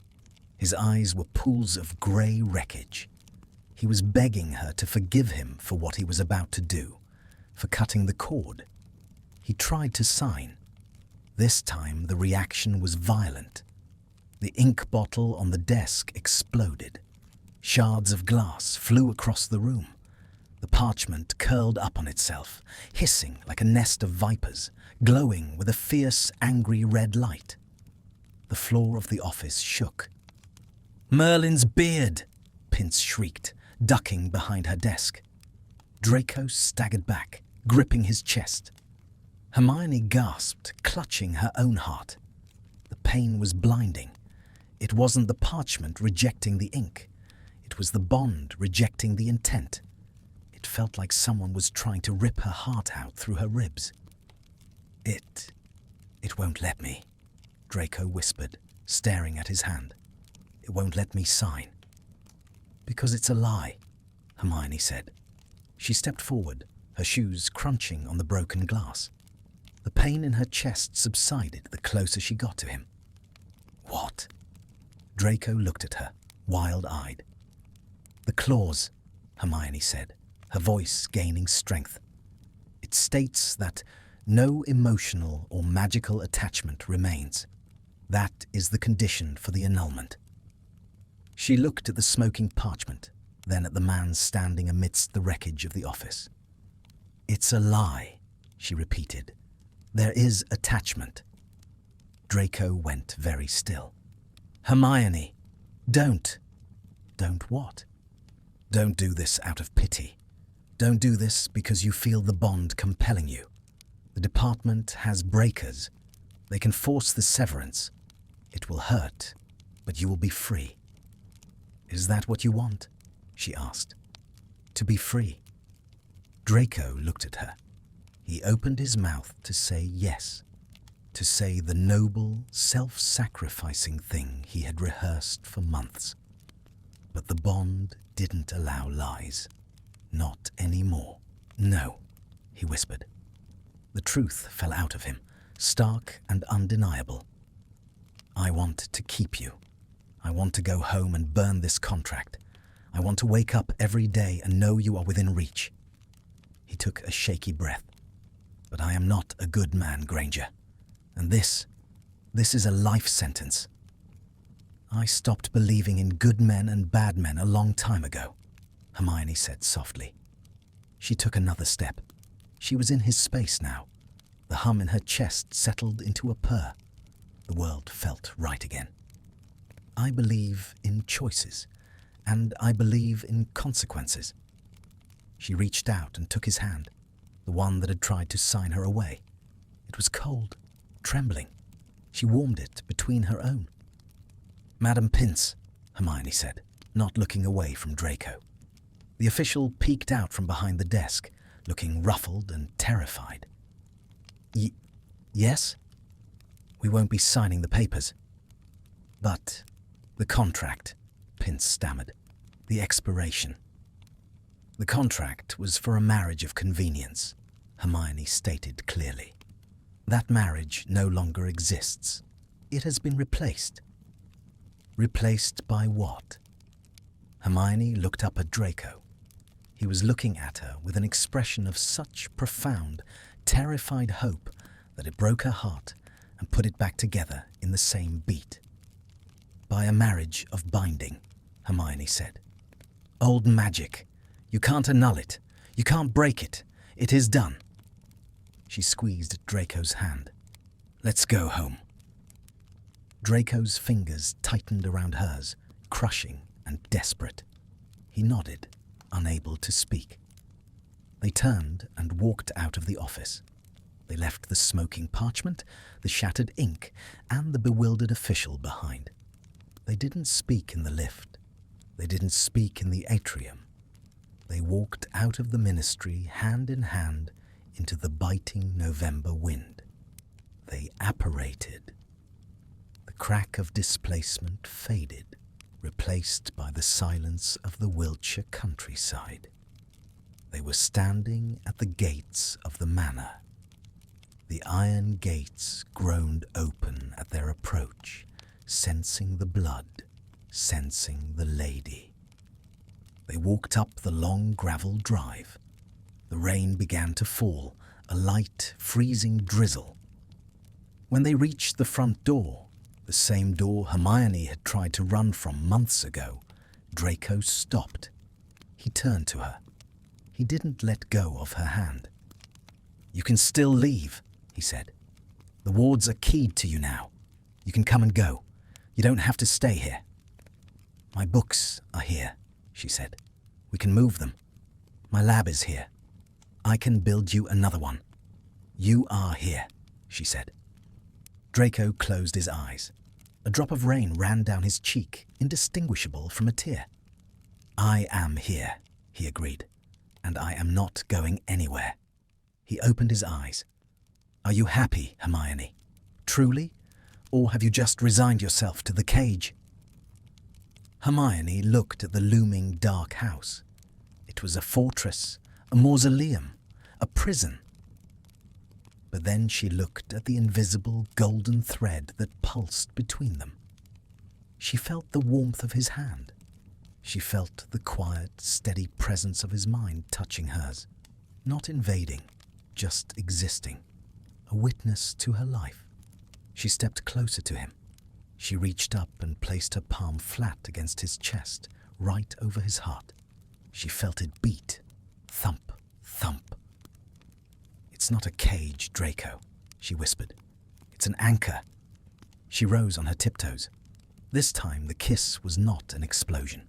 It was not a ritual. It was slow. It was deliberate. It tasted of rain and acceptance. It was a sealing of a different kind, not of magic, but of will. Draco's arms went around her, pulling her into the shelter of his body. He held her as if she were the only solid thing in a dissolving world. Hermione melted into him. The resistance was gone. The fear was gone. There was only the heavy, immutable truth of the bond. Magic didn't care that they had started as enemies. Magic didn't care about their politics, their pasts, or their plans. Magic only knew that they had bled together, breathed together, and bound themselves in the dark. She pulled back slightly, resting her forehead against his. We have work to do, she said softly. The library is still a mess. Draco let out a breath that was half laugh, half sob. He pressed a kiss to her forehead. The library is eternal, Granger, he murmured. We have time. He turned and opened the heavy oak door. The warmth of the manor spilled out, greeting them. Hermione Granger and Draco Malfoy stepped over the threshold together. The door swung shut behind them with a heavy, final thud, locking out the world, locking out the law, and locking them in. Forever. Thank you for listening to this story. This story was very special for me. Usually we think law is soft, we think law is easy, but for Draco and Hermione, law was a battle. I wanted to ask a question. What happened when you cannot run away? They thought they signed a contract. They thought it was just business. But magic saw the truth. Magic saw that they were two broken people, and it forced them to heal together. This story is not about flowers or dates, it is about trust, it is about finding a home in the one person you hated. Draco and Hermione learned a hard lesson. You can make plans, you can use logic, but you cannot fight destiny. I hope you felt their fear, I hope you felt their fire, and I hope you enjoyed this journey from enemies to soulmates. Thank you for being here with me. See you in the next story.